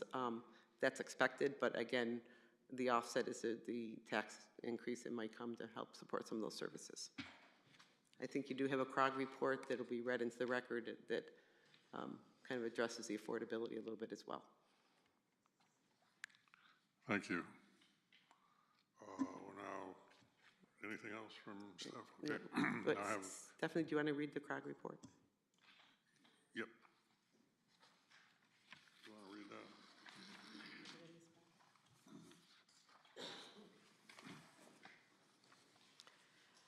To South Windsor Planning and Zoning, report on zoning referral Z-2024-111. Proposed text amendment that would increase the project unit cap from 50 to 72 and decrease the affordability requirement from 15 to 10%. This is addressed to commissioners. Receipt is acknowledged of the above-mentioned referral. Notice of this proposal was transmitted to the Policy and Planning Division of the Capital Region Council of Governments under the provisions of Section 8-3B of the Connecticut General Statutes as amended. Comment. The staff of the Regional Planning Commission of the Capital Region Council of Governments has reviewed this zoning referral, finds no apparent conflict with regional plans and policies or the concerns of neighboring towns. While the increase in the number of units allowed aligns with regional goals to increase housing stock, however, the decrease in affordability requirement percentages conflicts with the regional goals to provide housing for persons of all ages and backgrounds.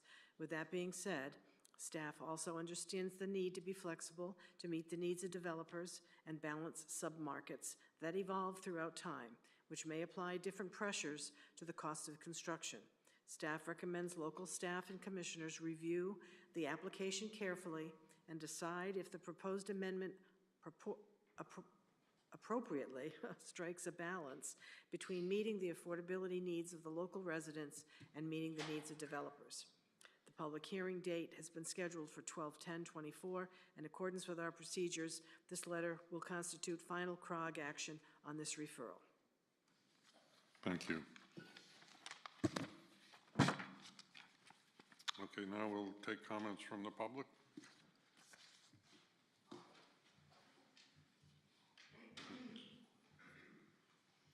Hello, my name's Barbette Warren. Some of you may be familiar with my parents.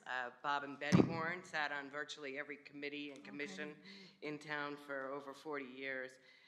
We own a piece of property on Abbey Road. We sold Christmas trees for 35 years. And my parents passed 3 years ago. And we decided, well, geez, what are we going to do with the farm? So we asked Peter and Design Professionals to come up with some options for us. And one of the options they came up with for us is senior housing. So though ours, the cap does not impact us, ours is a smaller, what we're looking at is 25 units. And we're hoping to donate a portion of land to the town as well. So the affordable housing would impact us. So I'm here just to kind of support that idea of reducing that from 15 to 10%. And that's it for me. Anything else I should add? Okay. Thank you very much. Okay, gentleman here.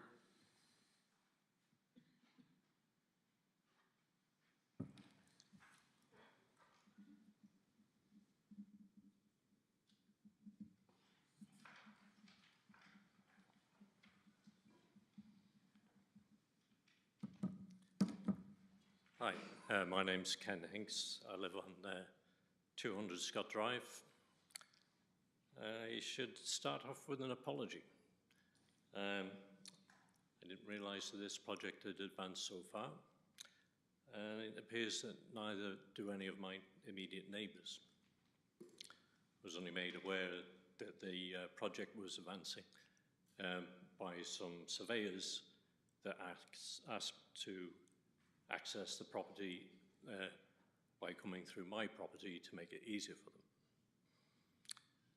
them. I've got a number of concerns about this project.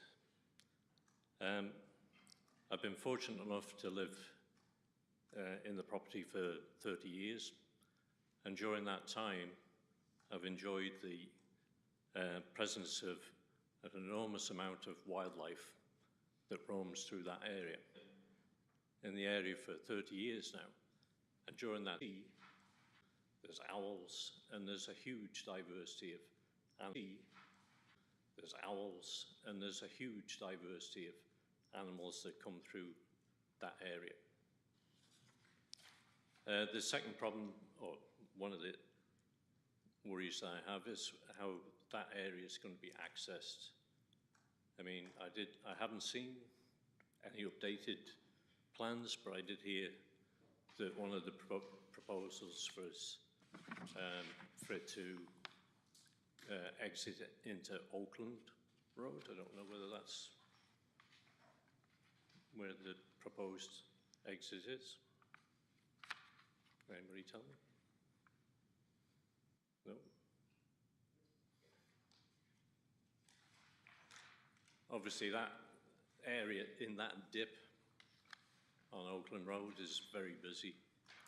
I know one of the other areas just up the street into Berry Park, the access into that area has been restricted, so you can only enter and not exit. I'm presuming that was because of the effect that it would have on the traffic. And the last thing is, not only the wildlife in that area, but it's also full of very old trees, which have been untouched for obviously over 100 years. Just wondering how many trees will be left in that area. So again, I'll just say I apologize that I was unaware of this, how far this project has gone on.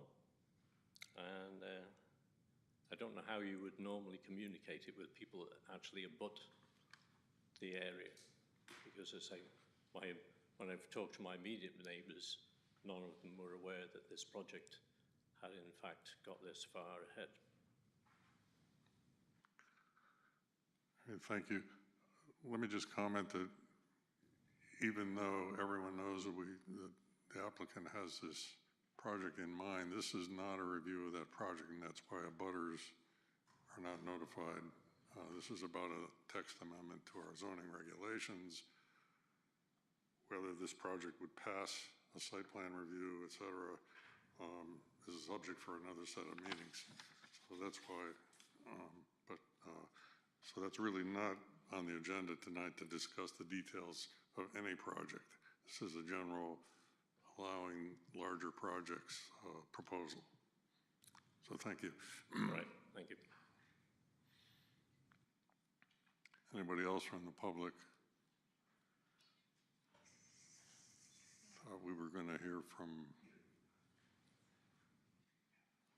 Mr. Manarino.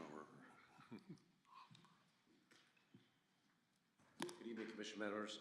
Robert Manarino, Manarino Builders, 60 Deming Street, South Windsor, Connecticut. I've got a little handout I just wanted to give out to you real quick. I'm going to be speaking about the affordability regulations.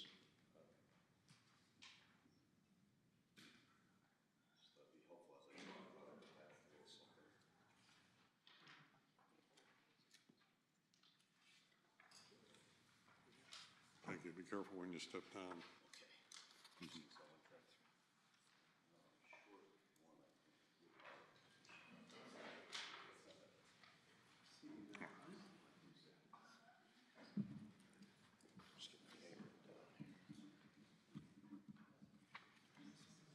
Okay. I was asked to come tonight by the applicant, Jim Newberry, to discuss the process of determining the sale price for affordable units and how it affects what is happening here with the affordable requirements. It's my understanding that the state of Connecticut requires a development to have 10% of the units to be dedicated, and that the town of South Windsor requires 15%. It's my understanding of that. You see you're shaking your head there. Maybe you know something different than I do. And I'm really just here tonight to give information about how the sale price of a unit is determined according to the state of Connecticut. I've personally been involved with half a dozen developments in town over the last 30 years where we had the affordable component, so I'm very versed on the process.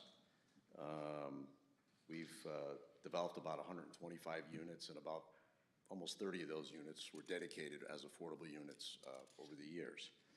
Recently, frequently, I talk to Michael Santoro, the Director of Office Policy, Research, and Housing Support from the Connecticut Department of Housing. And he provided, which he's done in the past for me, the updated details, which are in the handout that I provided tonight. Sometimes I know applicants, staff, and the commission talk about affordability, but never really talks about really what the numbers are. So I kind of wanted to bring that to light tonight. And as you can see, on that first spreadsheet, I tried to highlight there, and if you could follow a little bit, a two-bedroom unit, if you build a two-bedroom unit, you can sell that unit for $241,000 to be a dedicated unit so that the town gets credit for affordable unit.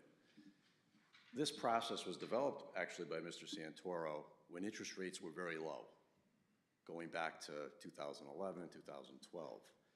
And it's never been modified. And there's two factors that that make that sale price move up or down. One of them is interest rates, and one of them is income. You know, the Hartford medium income, and 80% of that, as you can see there. I also showed it on the next page as a three-bedroom. If it was a three-bedroom unit, you could sell it for $306,000. okay? And there's assumptions that are made that the state of Connecticut allows you to make. So you can see how sensitive it is when you're building a unit that cost you possibly $500,000 to build, and you have to sell it, if it's a 2-bedroom, for $241, or if it's a 3-bedroom for $306. There's a big hardship on those costs that have to be spread out over the rest of the units. Even now, today in town, there's challenges for the planning department, and I'm not sure if, Michelle, you do that with another department in town. Units that we sold for $365,000 back in 2018 and 19 that met the affordability requirement because of the interest rate being much lower and some monthly expenses being lower. If that homeowner now wants to sell their unit, technically they can only sell it for $306,000. So 5 years later, 6 years later, 7 years later, they paid $365,000 and now they can only sell it for $306,000. Nothing's ever perfect, and I understand that, but those are some of the challenges. And today we have high interest rates, and of course we've had high inflation, which have taken construction costs and pushed them through the roof. So I thought it was important to give you that information.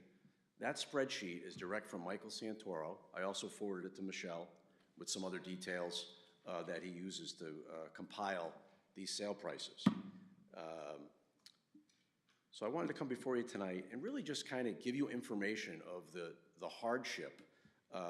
And if you took a look at Mr. Newberry's application of 72 units or any other application, but we'll use his as a guide, you would basically have to spread out on the 72 units, and you use the 15% affordability, 15% of them have to be affordable, 11 units. You have to spread out over $2 million in cost to the market rate units to make that work. All right? So dropping it by 10% reduces that almost in half. And so that would be very, very helpful. And that would get you what you need to have the dedicated units to get you closer to the 10%. I mean, I know that number fluctuates. There was a time that we were close to 10%. And I'm actually kind of surprised in a very short period of time that we're down to 6.5%. It's based on the census, so every 10 years it gets recalculated. Sure. I was very surprised by that. So really, I came here tonight just to kind of educate, not that I'm going to educate you, but to show you the numbers that the developers are working with and how devastating that is. And that's why you're not seeing projects come through like we had in the past with an affordability component. I think the SRD is a great thing. It's definitely needed in town. I just finished 47 units in Enfield. It went really well. We're doing another 42 units. Those do not have affordability components. So the need is definitely out there, and it will be a successful project along with other SRDs. I myself are in that age group now, and I do have friends that have moved out of town and decided to do other things for housing. So I hope you take that information to heart. When you get a chance, dive into it, look at it. And the whole point of me standing up here tonight to say is, hey, you know what? Things have changed. It's not what it was before. We have some variables, high interest rates, high construction costs, high infrastructure costs, high fees. I mean, when I did those other developments, there was a connection fee of $1,200 for sewer. Now there's an EDU fee that is $5,000. It's based on bedrooms. So there are a lot of things that have changed. And if the commission is committed to having options for their residents, senior residence is a great way to go. And, I think that, I think Peter was generous on talking about the money that it would generate for the town. For my calculation, it's about $1 million a year based on those units, because he might have forgotten about the sewer fees, But that's why I came before you tonight. I'm hoping you consider it. If you think it's appropriate to drop it from 15% to 10%, I think that would help the project along or any other projects that may be proposed to the commission. If you have any questions about the spreadsheet, I know you're just getting it, but you can ask Michelle and I'd be happy to answer. But those are the real numbers from Michael Santoro. He's the person who who put the spreadsheet together for the state of Connecticut. Thank you. If we have questions, we'll get back to you. Sure. All right, thank you very much. Hopefully you can stick around a little. Anybody else from the public wishes to speak? Gentleman in the back.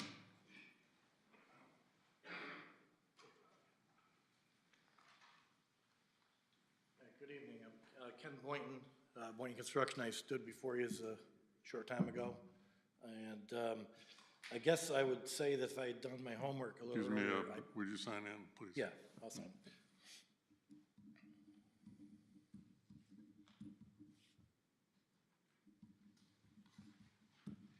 I guess if I had dug into the affordable component a little bit more before I came with a text amendment a few months ago, I probably wouldn't be standing here. I probably would have added it to it. But in the community that we're going to be bringing before you shortly, you know, I'm going to tell you that in 50 units, that number that Rob just gave you, I totally support. It's not too far off. Matter of fact, it's right on the money. But that will probably cost us in a range of just under $1 million in loss to the affordable component of a 50-unit community. So to make that up, you need to figure that out and where it's going to come from, and to even try to get to a point where you can offset for the price of your homes that are not affordable. So it's kind of not fair to that portion of the community, but we are committed to trying to make that work. But from the 15% to the 10% would be a huge help in making a project very viable. And so I do support this text amendment that they're bringing forward. Thank you. Thank you. Anybody else from the public? All right. In that case, seeing none, we'll go to commissioners. Commissioner. You also have a letter Oh, yeah. in your packet from John Albano. Okay, thank you.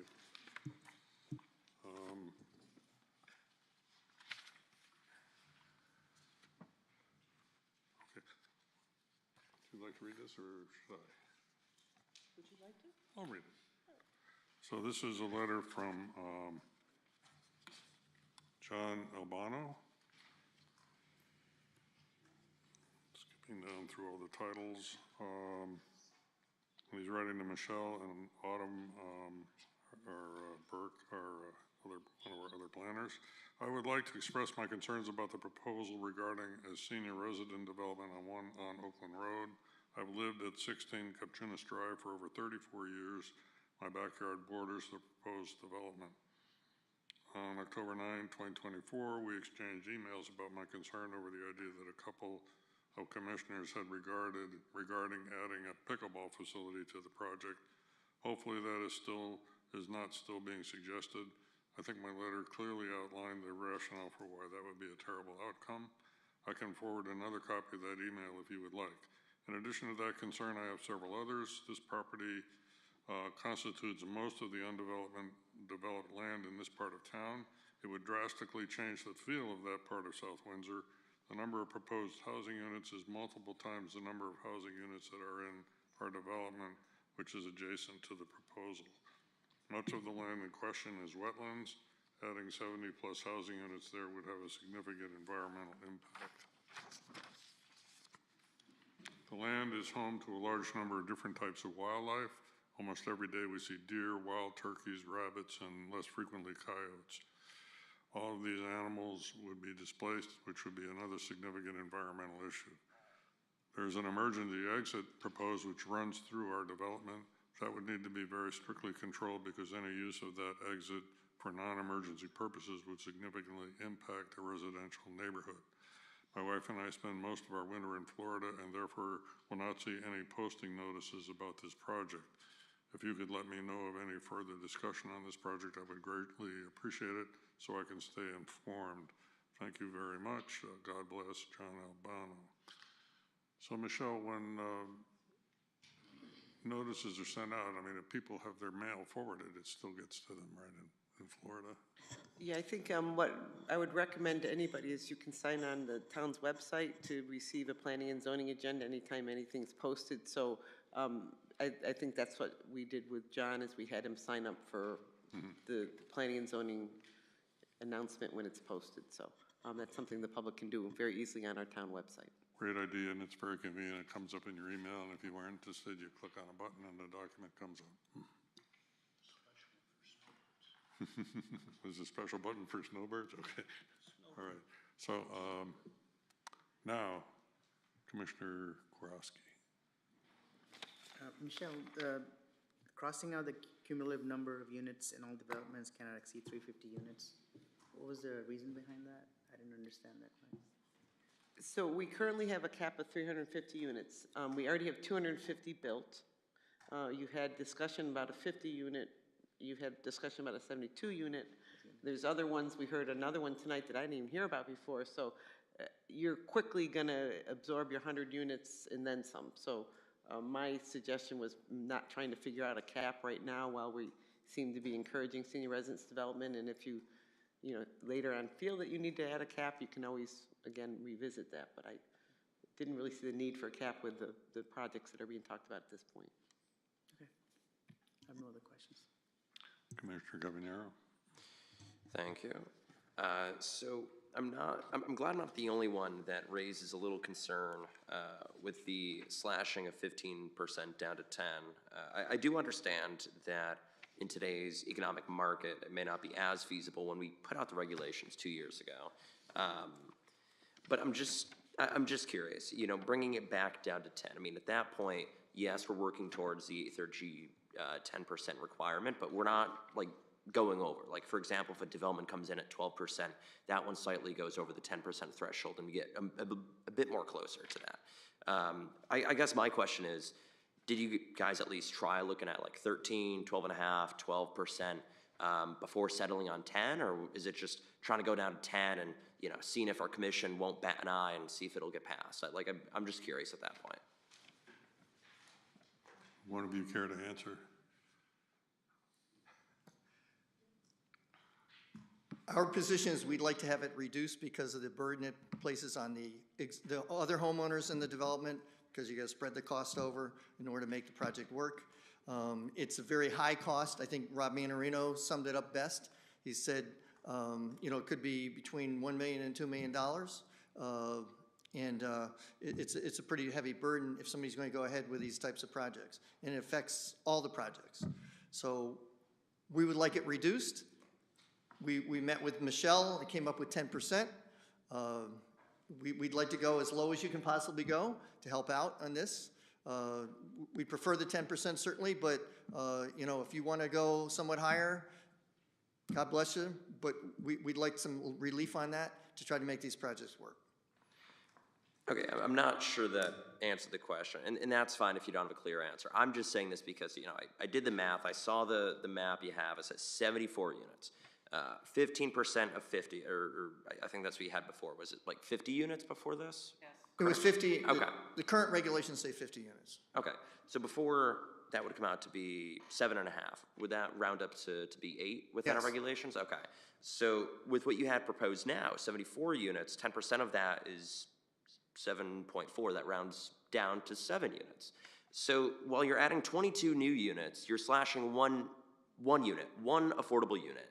And I can't fathom that. I mean, it's at that point, you're adding 22 units to accommodate that. And if the market is that bad, then I don't know. I mean, I'm just saying, I'm just surprised that you guys haven't considered 12%.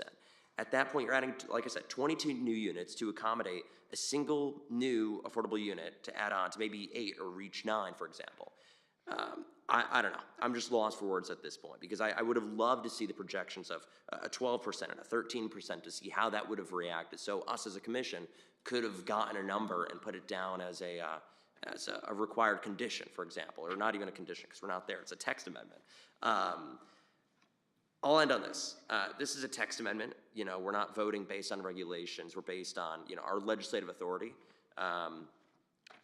The public hearing is still open, and we'll have another time to vote on this later on tonight. Maybe my mind will change tonight on this, but for right now, I'm not entirely sure where I stand on this, because we have the goals of 830G, trying to fulfill that. Our affordable housing plan also has the goal of trying to go above that 10% threshold, and like I said, I know the market changed from 2 years ago when we put out these regulations. I remember Bart and I and Commissioner Viteri, we sat in our subcommittee room for a year drafting these new residential affordable housing regulations. And I don't recall you coming up testifying 2 years ago trying to bring it back down to 10%. So that's sort of where my concern is at. I'll leave it there. If you want to answer that, it's fine. It's not really a question at that point. But The numbers have changed in terms of the cost of doing these projects? you know, as Mr. Manarino testified. The numbers have changed, the costs have gone up.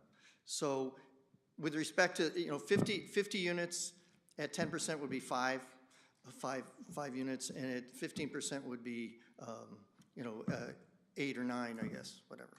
So if the idea is to somewhat reduce it so that we can make these projects happen, and it doesn't put too much of a burden on the others. But if you take a loss of between $1 and $2 million on the project for those to build those affordable units because you can't break even on them, I mean, we recognize you can't break even. Try to make it possible so these developments happen, and we don't have to push too much of a burden on the other remaining homeowners so that they pay a lot more because that's what we're shifting the burden. So we think if you can reduce it, we'd like that. We're asking for 10%, which is what we discussed with Director of Planning. But if you will give us some other kind of break, you know, a higher number, anything you can do to help this facilitate these types of projects would be, I think, serve the 55 and older community and also at large because these projects are net revenue generating for the town as well. We haven't had a lot of growth in the town of late. You know, we built the Whole Foods, and yet that replaced an existing building about the same size. We fortunately relocated some of those units, but we haven't had a lot of growth of late, and this will help keep taxes to a minimum and also provide the housing we need, and we're really behind on getting the housing we need. So for this particular element in the community, the 55 and older, we think this will go a long way if we could get some kind of relief. You may not want to choose to go all the way to 10%. That's at your discretion. That's why you're elected to do this. We'd like some relief, and we think it will help facilitate this type of housing in the community. Okay, I'm just trying to say, try and meet us in the middle. Well, I shouldn't say us. Try and meet me in the middle. I'm not sure what the rest of the commissioners will say. Even if it is just bringing on one additional unit, I'll be happy if you can manage that. Because like I said, you know, I want to make sure that that number is above 10% so we can, you know, effectively say that we are trying to actually reach that. Because if we do every development at 10%, you know, we're barely going to break even on that for us as a town to reach that affordability threshold. Like I said, I understand. But at that point, again, I'm with you. Like, it's not the NIMBY, like, behind it. Like, I'm not trying to halt this. I think you and I both know that's not my objective here. I'm just concerned with the number, and I'm Another thing is, my client has said, you know, nobody's been, of late, has been proposing the 1,400 or smaller units, square foot units. He's proposing to do a significant number of those. You know, he's pledged to do that. He's standing behind that.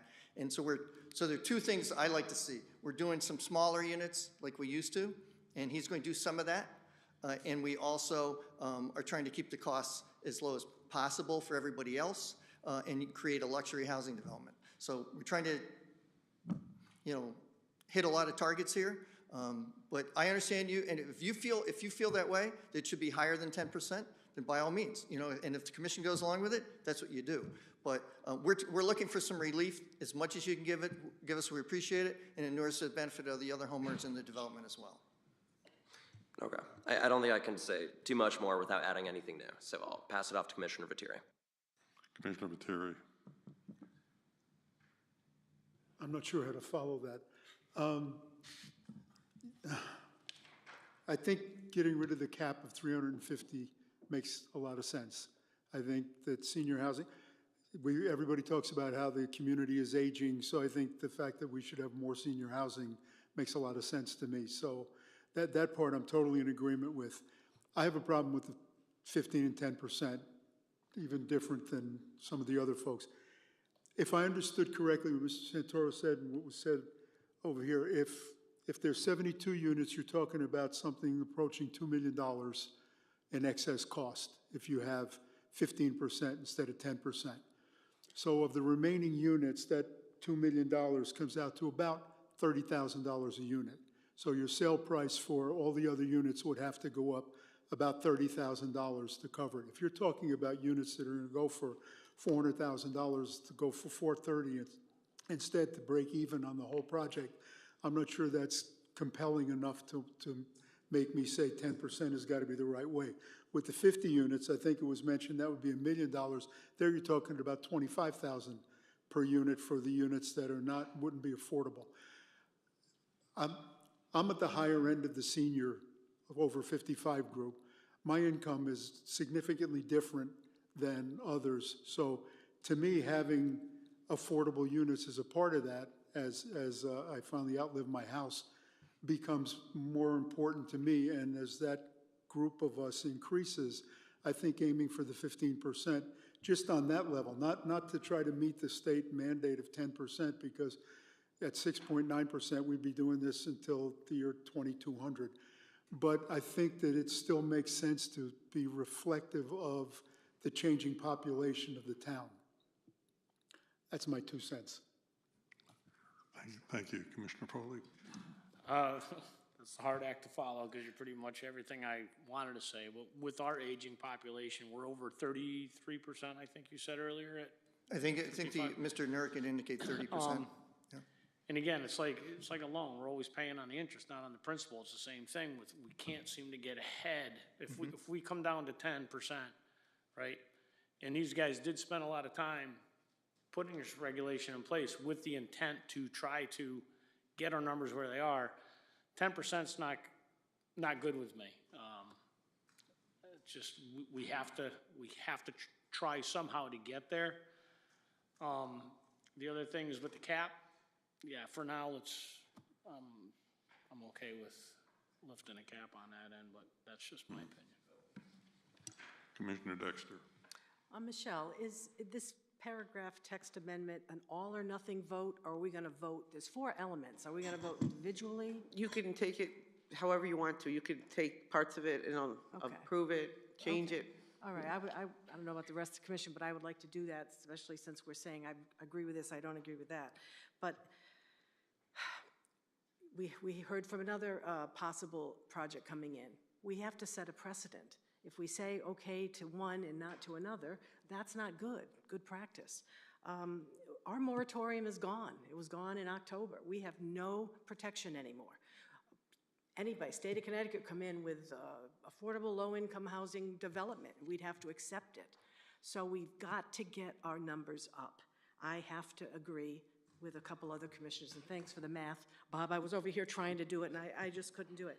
But I think we need to stick with 15. I'm sorry about Peter, but I think the cap at 72 going to 72, should we then adjust the other ones on lesser buildable acres, while we're at it, or just let that one be at 72 and forget it? The housekeeping thing's fine. What's the other one? 350. The 350, yeah, get rid of the cap, but the 10 to 15, no, I don't support that, sorry. Excuse me. We'll call, one of the commissioners will call on you if they'd like you to comment. Okay. Commissioner Bernstein?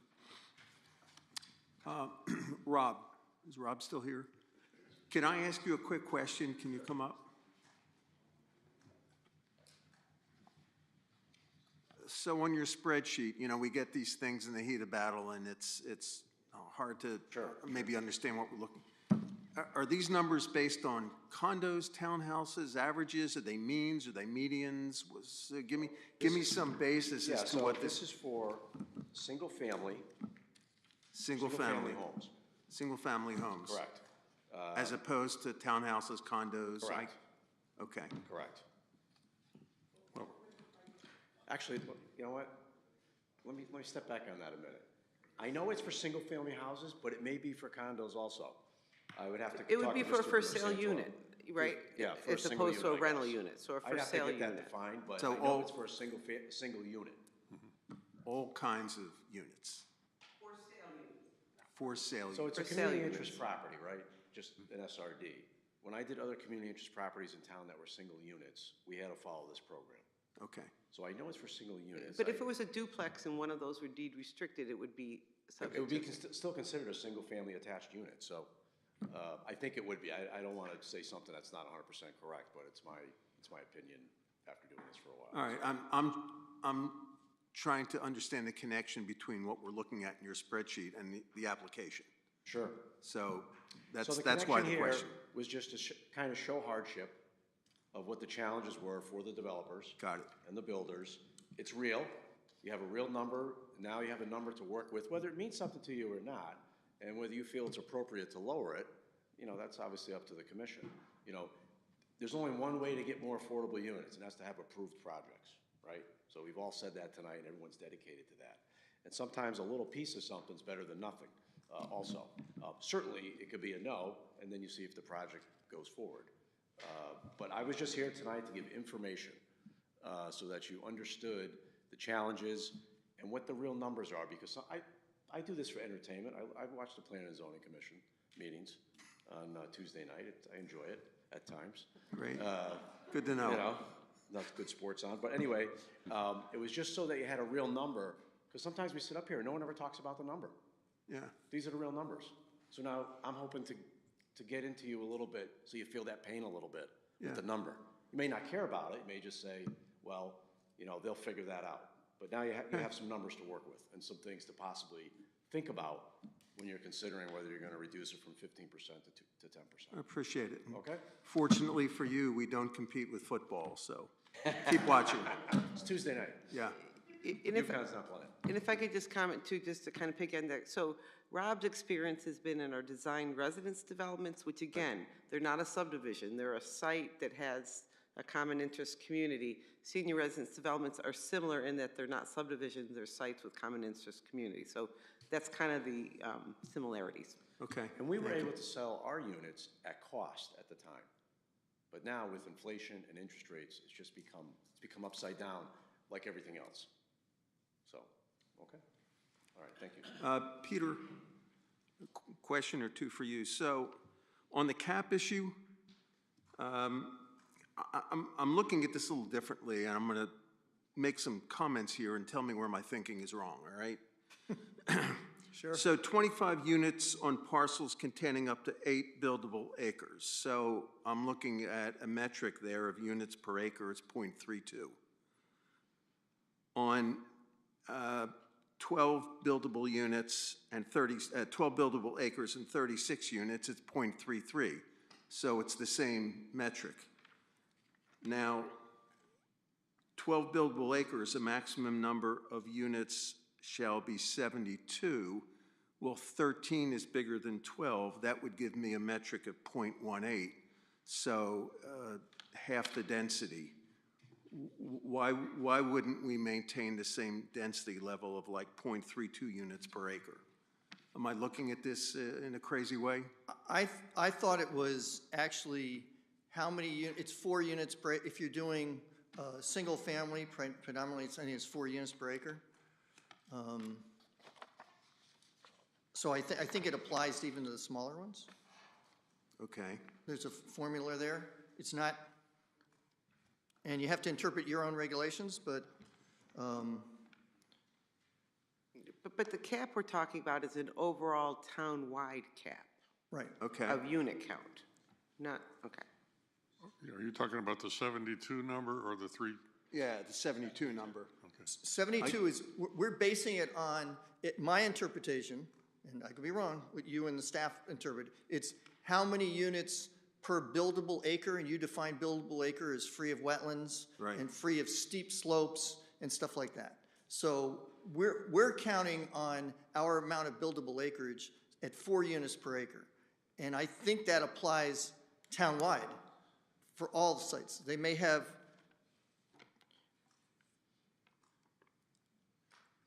up to 8, but you still, I think you still have to hit the 4 units per acre, right? Right, yeah, there is a different formula for mixed single-family and multifamily. That's correct. 4, and is it 4.5 or 5?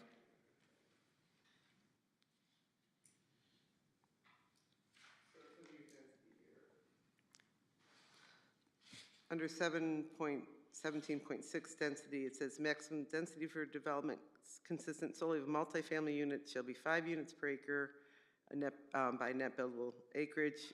Consistent of single family would be 3 units, and then mixed would be 4 units. So it depends on the development type as to where your density. Appreciate the clarification. And there's one section in your regulations, under zoning regulations, I believe, another section when it talks about affordability.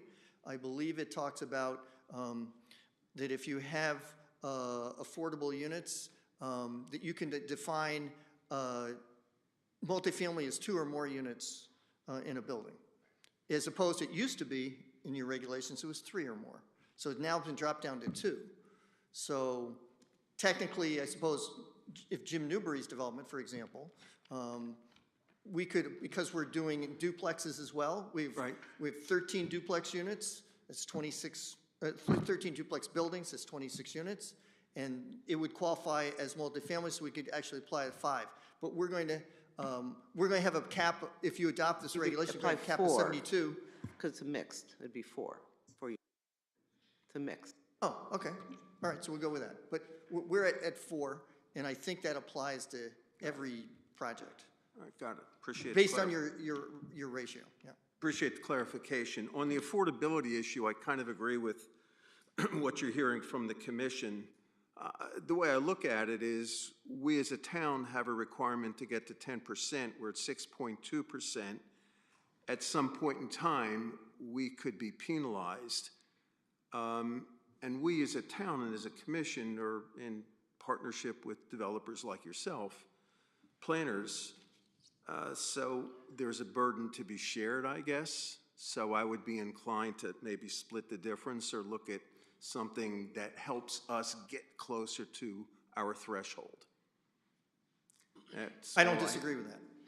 That's all I have. Whatever you can do, we're asking for whatever you can do to help out, reduce the burden on the other people residing in the development.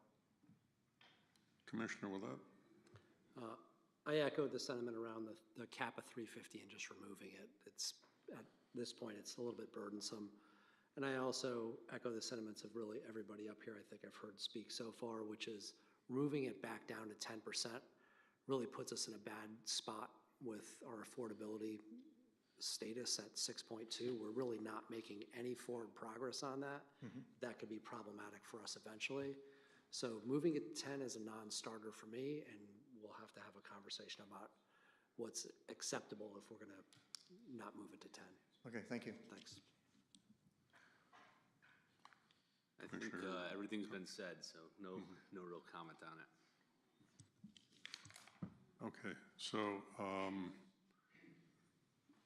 think it was Ms. Warren wanted to comment. Would you like to come up and? So I just wanted to explain. Make sure you're at the be at the microphone first. Oh, Okay. I just wanted to explain a little further that we're still in the planning stages of what to do with our property. And when considering it, you know, when you have a mother who is, you know, Conservation Commission, Inland Wetlands, Open Space Task Force, and Farm Preservation, and then you have a father who was planning and zoning and ZBA for over 40 years, there's a lot to consider in what to create as a legacy for my family. And, and then I went to the dentist. And the point of that is I have a dental hygienist who grew up in town, whose parents moved away to the Carolinas, and then she had children. So her parents wanted to come back to town and live in housing in town, and there was nothing available to them. They have chosen out of town, but they lived in her house for a year because there was nothing. So that kind of further solidified for me, you know, that doing 25 units and trying to donate a portion of our land and creating kind of this beautiful place for seniors to live would be ideal. But there are other options for me, which is single-family housing and creating a higher, you know, tax burden on the town. And, you know, then my mother's voice and my father's voice go in my head, and I say, well, don't do that. So I guess all I'm asking is if you don't want to go down to 10, if you could consider something in between 10 or 15. So if I choose to do the project myself or court developers who work in town, then it's a little easier to make my project happen. Thank you. Thank you. So I'm wondering, okay, first of all, I'm happy to raise it to 72. I'm happy to get rid of the 350 cap. I just read an article in the Current about a battle that they're having in Glastonbury where somebody wants to come in and build a multifamily unit that has 30% affordable. And I'm wondering if, you know, if your goal is to get to 10% overall, are we putting the burden in the wrong place? I mean, is there something different about multifamily units that makes it easier to have these higher percentages? And I don't know, Mr. Manarino or whoever could comment on that. Is it the type of units that's making it difficult here, but we could accomplish it some other place? When you're talking 30%? You're talking That's what they had, yeah. Yeah. That's an 8-30G, and it's 15% at 60% of the AMI, average median income. You're making all kinds of jargon that I don't understand.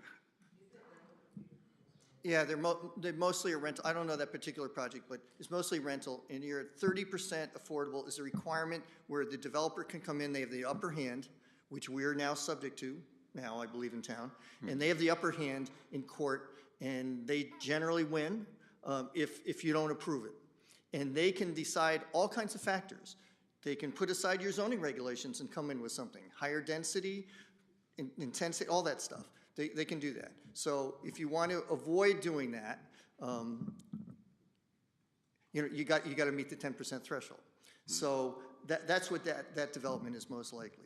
But you can, a lot of these multifamily developers, and some of them are my clients, they come in and they get CHFA, that's CHFA, Connecticut Housing Finance Authority, subsidized mortgages and financing and grants from state DECD and all that stuff. They get all kinds of things so they can bring the unit cost down, and they're much more affordable that way. So they bring those in, and they also have the upper hand because they're an 8-30G, and sometimes the towns embrace it. In fact, in the Farmington Valley, a lot of towns have been embracing that, much to my surprise.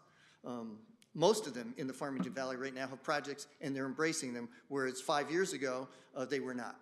So I'm not sure why that is. I think a lot of it's because of all overall movement. CBIA is 10,000 member businesses. My firm is a member, and they are saying we don't have enough housing, so that's why we have a shortage of labor. Huge shortage of labor. People can't afford to live here. And if you're a family with 2 or 3 kids and you try to get an apartment now, it's too expensive. You're getting a little beyond my question, which is basically there are reasons why it's easier to reach these goals with multifamily housing. Is that what you're saying? Yes, and a lot of it's the grants and subsidized mortgages they get, and also they're tend to be smaller units, and they're economies of scale. When you're building 100 of them in a building or 50 in a building, you can build them a lot cheaper than individual houses. So, I mean, mobilization issues, all that. I don't know if this particular regulation is the place to do it, but I'm thinking, is there other ways for us to get to our goal without doing, it looks like you're losing, $200,000 just to build this house, okay? And maybe we find some way to reach our goal with other types of developments. Let me finish. The other question I had is, what is it, if someone wants to come in and claim they're going to be, invoke this 830G, what are the requirements that they have to meet? Do they do 10%, 15%? What percentage do they have to meet to qualify to invoke that law? 30%. So they got of all units. Yeah. And they have to be not just at 80%, which is your regulation, it's half of those 30. Let's say if you have a 100-unit development, 15 of those units have to be affordable people at 80% or lower of the AMI, average median income, which Mr. Manarino reviewed. And another 15 units have to be affordable at 60% of the AMI, Which much is the lower other, cost. That would even, that's huge difference. Yeah, it makes it a lot burdensome. That's why a lot of these developments, 8-30G, have all kinds of affordable housing, and they also have economies of scale that they can bring these units in at a lower price per unit, and they tend to be smaller. They tend to be rental units as well, too, Oh, yeah, as almost opposed to all for rental. sale. Not all, A but most. unit is a unit in doing this calculation, right? So I guess I'm again asking if we should maybe step back and ask, how are we best able to get to the 10% target? And if we try to do it with single-family housing, it may not be the right place to try to do it. Again, the only thing I would draw a difference, and I understand that's a discussion to have, is this isn't just single-family housing, though. This isn't a subdivision. This is a density project. It is, 4 units per acre. We don't have 4 units per acre in your single-family housing zone. So although it's single-family units, I agree with you, it's not equated to a subdivision. And I think that's, when we went through the subcommittee work, that's why we put percentages into any projects that created more density. So it's partly the density that's making it 15%? Correct. That was the thinking at the time that we created the regulation, yes. Okay. Because again, we don't dictate whether you sell or rent through our regulations, right? We just dictate a density and that kind of thing. Developers decide whether they're rental units or for sale units. Okay. Now, do they have to have the same, I know when we were doing the second tempo development, we were talking about the units that are affordable had to be indistinguishable from the units that were market. Is that true here? Or can they? So again, in your inclusionary section of your regulations, you have some worded that talks about them have to be similar. They don't have to be identical, but they have to offer similar types of offerings. I don't recall, but we do have something in our regulations that does address that. It's not a one-to-one, but it's a similar type. If you take that literally and you say, oh, you have to have it spread out exactly the same number of units at the same percentage, then you're going to have 2,400 square foot houses that are affordable to people at 80% of the AMI, and you're going to take not just a $200,000 hit, you're going to take a much bigger hit on those. So my question basically is, you're already planning to make these smaller units than the same number of bedrooms, but not the same number of square feet. Other maybe differences that allow it to be closer to affordable. Yeah. And for the builder to build, not affordable. Mr. Newberry, Mr. Nurek, and working with their architect, they're coming up, they only want to have 2 baths in each unit, for example, minimum 2 baths. And they want to have minimum 2 bedrooms. And they want everyone to have a garage and everybody to have a full basement. And all 1-floor living, no 2-story homes like the surrounding neighborhood. They're, colonials and stuff. They're all ranches styles, and they're meant for people who are aging in place, and they're going to be meeting their requirements, and they want to have some luxury element of it. But nobody's been building of late. I was the one who presented the original senior residence development regulation, and they're all 1,400 square feet or less, fewer units. And we've gotten away from that because of costs and other factors, cost of land and has been a factor. And so we've gotten away from that. So my client wants to build some of those under 1,400 square foot units, which is a plus. And then he also is agreeable to do the 80%. We're hoping you'll meet us halfway or something, give us some break on that so we don't have to do 15%. But if you really want to get ahead, then you have the big projects come in, large numbers, much larger than what we're talking about here, and they're coming in with 30% or more affordable units, and then you're going to get up to that 10% a lot faster. But, I don't know if you want to go that direction. I think you don't, if I'm reading some signals. Well, that's a discussion we can certainly have. Yeah. So help make these things happen is what we're asking, whatever you think is prudent. I see the gentleman, Mr. Boynton.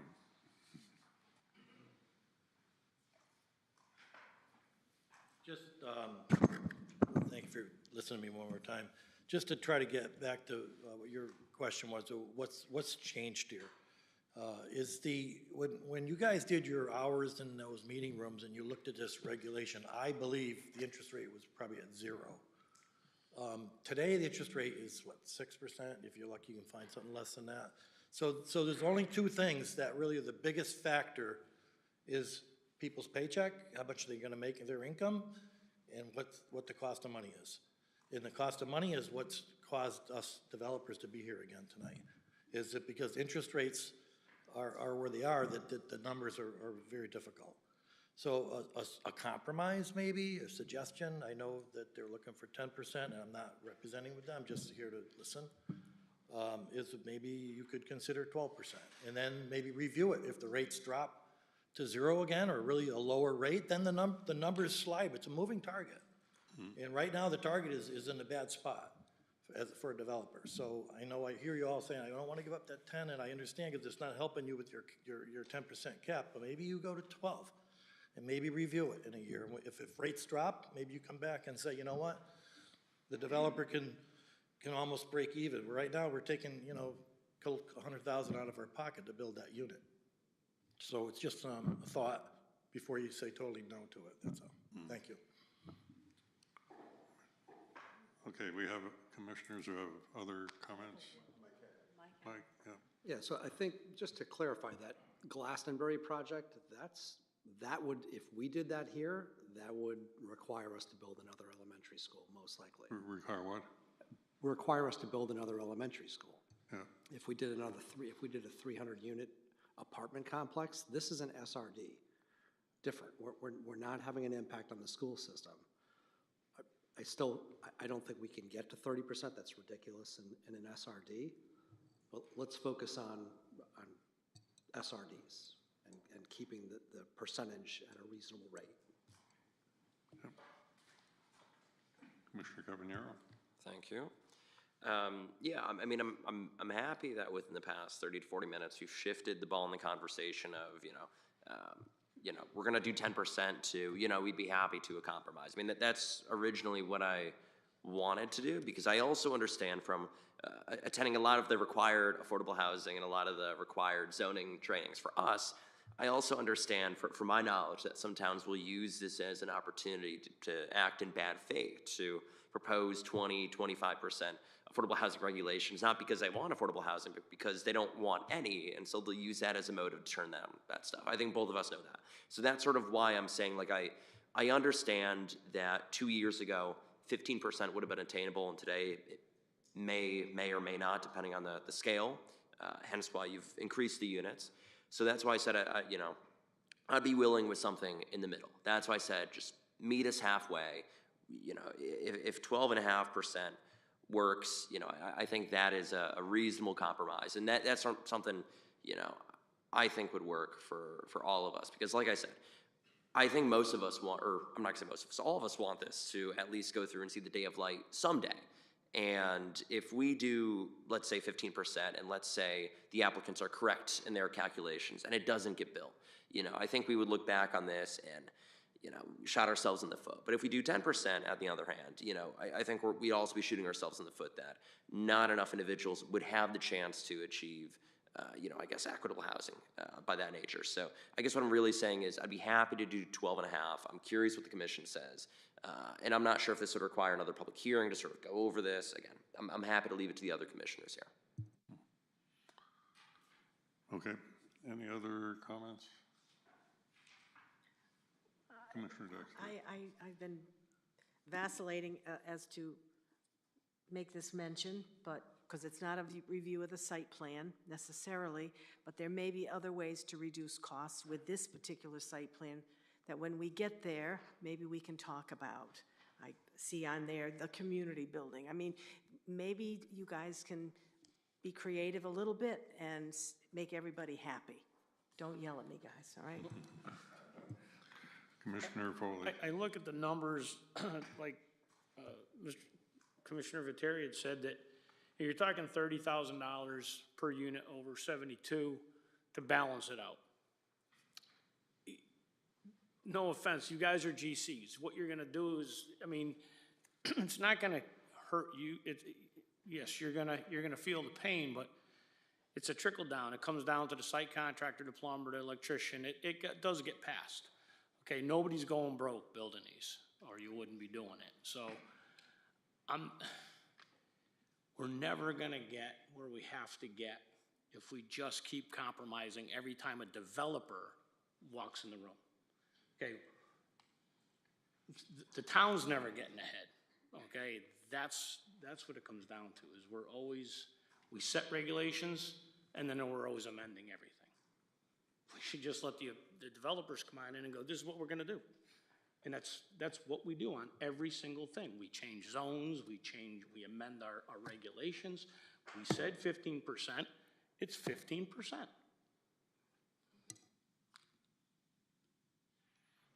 Okay, any other comments?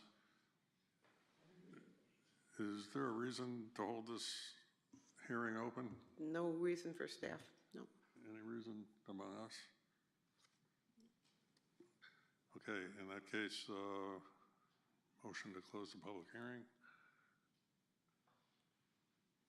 Go ahead. Submit a motion to close the public hearing. All in favor? Aye. Public hearing is closed. Thank you for your consideration. All right. So I guess we still have time to take up the dog care, the Nutmeg Road application. Did you guys write stuff down? I mean, I wrote a bunch of stuff down, you know. Okay. Well, why don't you go ahead since you You want me did. to try it? Yeah. Yeah, I'll probably read it. So it's a little different, I just retyped it. Those two, yep. This would just be like you guys had said. Okay. About Do I have to mention WPC approval is required? Yeah, that's a standard condition. Is it? Did I see it? Or is it? I didn't see it, but Are they, throw it on there. And then, It is required. should I mention something about the hours? no, I think we don't want to pin them down. No, but just, can't we say if they want to come in on a Saturday, we can, because right now it's Monday through Friday, 8 to 5, or 7 to 5, and you mentioned, Mhm. right, you mentioned, if you want to come in on a Saturday because you're sick on Friday, you know what I mean? So, Well, I think it's not in here that we're restricting them. But that's okay, I mean, if you want to, oh, so you mean if the hours aren't in here, that's willy-nilly? as long as there's some evidence of a discussion.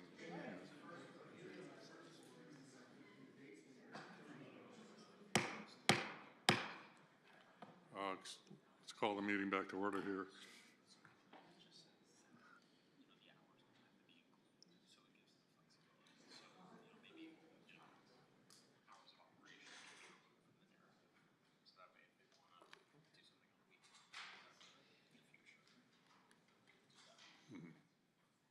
All right.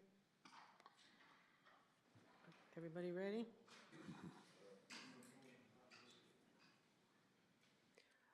I move to approve application 24-44P. This is for 260 Nutmeg Road South LLC, dog daycare and grooming. We have several standard approval conditions. There are a couple that have some money to them, so I will read them.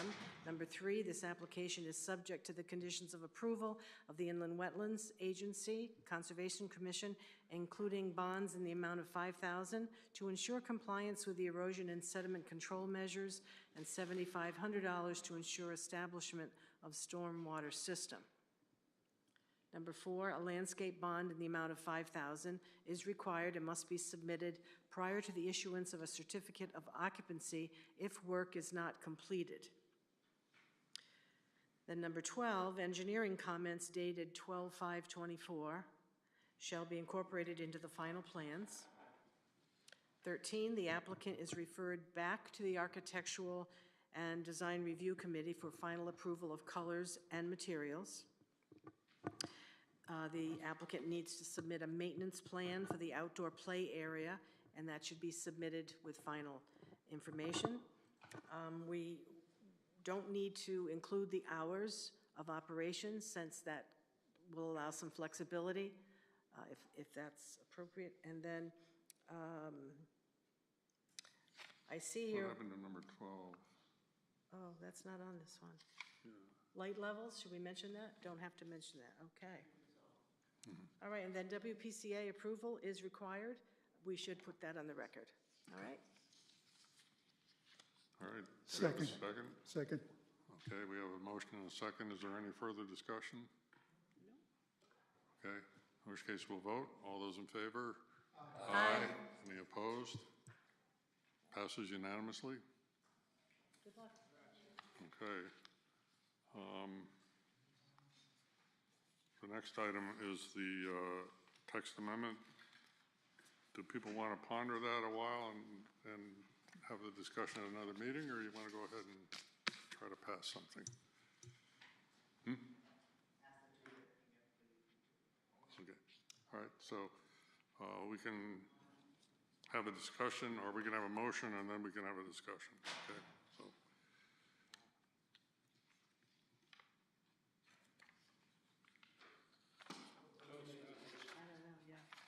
Have we settled on a number?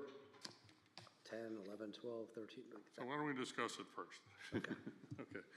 So, I mean, what I'm hearing is people are willing to accept all the changes of the as amended word, the 72, striking the 350, and we're kind of several different opinions on the percentage.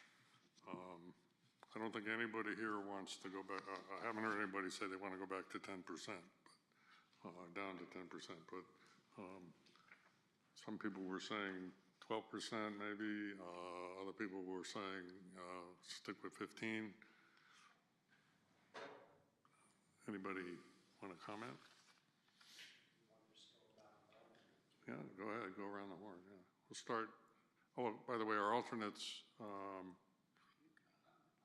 right, let's see, we have one alternate seated? No, everybody's regular, so our alternates can't participate in this part of the discussion. Okay. Okay, so let's start with Commissioner Willett.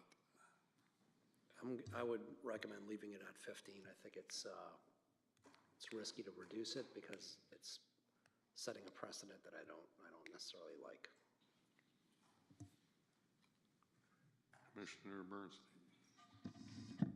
I think Commissioner Foley has convinced me that when we spend time in these meetings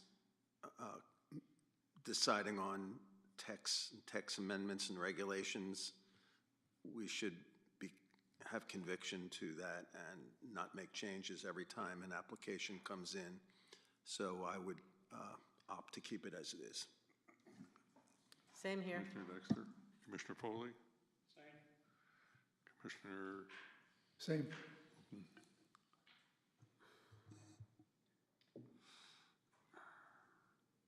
I'm open to anywhere between 12 and a half and 15. Okay. I guess I don't see, I mean, the arithmetic that was done to show how much impact it has on the cost of the other units just didn't strike me as a deal killer. So I'm happy to stay with 15. All right, so now we need someone to make a motion. Unless there's other discussion. Okay. Are we making a motion on that one item, or are we? I would say, are we attacking just the go rest? through the changes. There is a sheet. Oh, there is a sheet?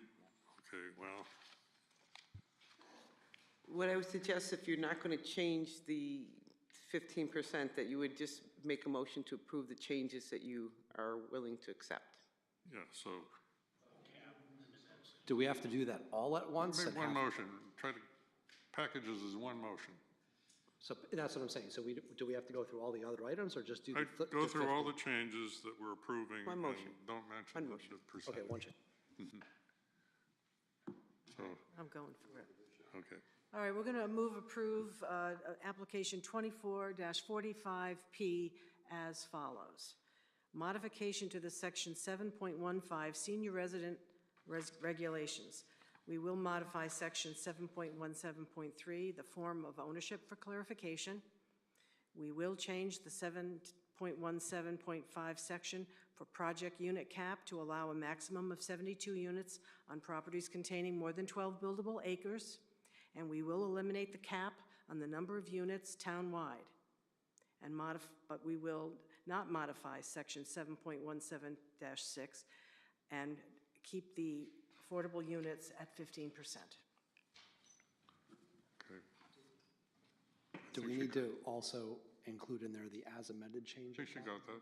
She did? Okay, I missed that. I'm sorry. The effect- And I'm sorry, the effective date of the zone text change is 12/29/24, correct, staff? Correct, and you want to make your finding that it's in conformance with your plan of conservation and development. It is in conformance with the town plan of conservation and development. Second. Okay, we have a motion and a second. Any other discussion? All in favor? Aye. Any opposed? Passes unanimously. All right, that's all on our agenda. Okay. Any bonds? No bonds tonight, no. Any other old business? No, I think we're all set. And after we close the meeting, we ought to do a roll call on an upcoming event. Okay, so any other reason to keep the meeting open? Okay, close the meeting by consensus. And I guess the remaining thing was, do you know who's going to be coming on the 17th? Okay, Mr. Chair, are you coming on the 17th? I am. I'm sorry? Me only, yes. One You person. only, okay. I should write this down. Steve, 1. Commissioner Foley, you are coming, correct? Okay, yeah. Most of you I heard from over email. Commissioner Qureshi,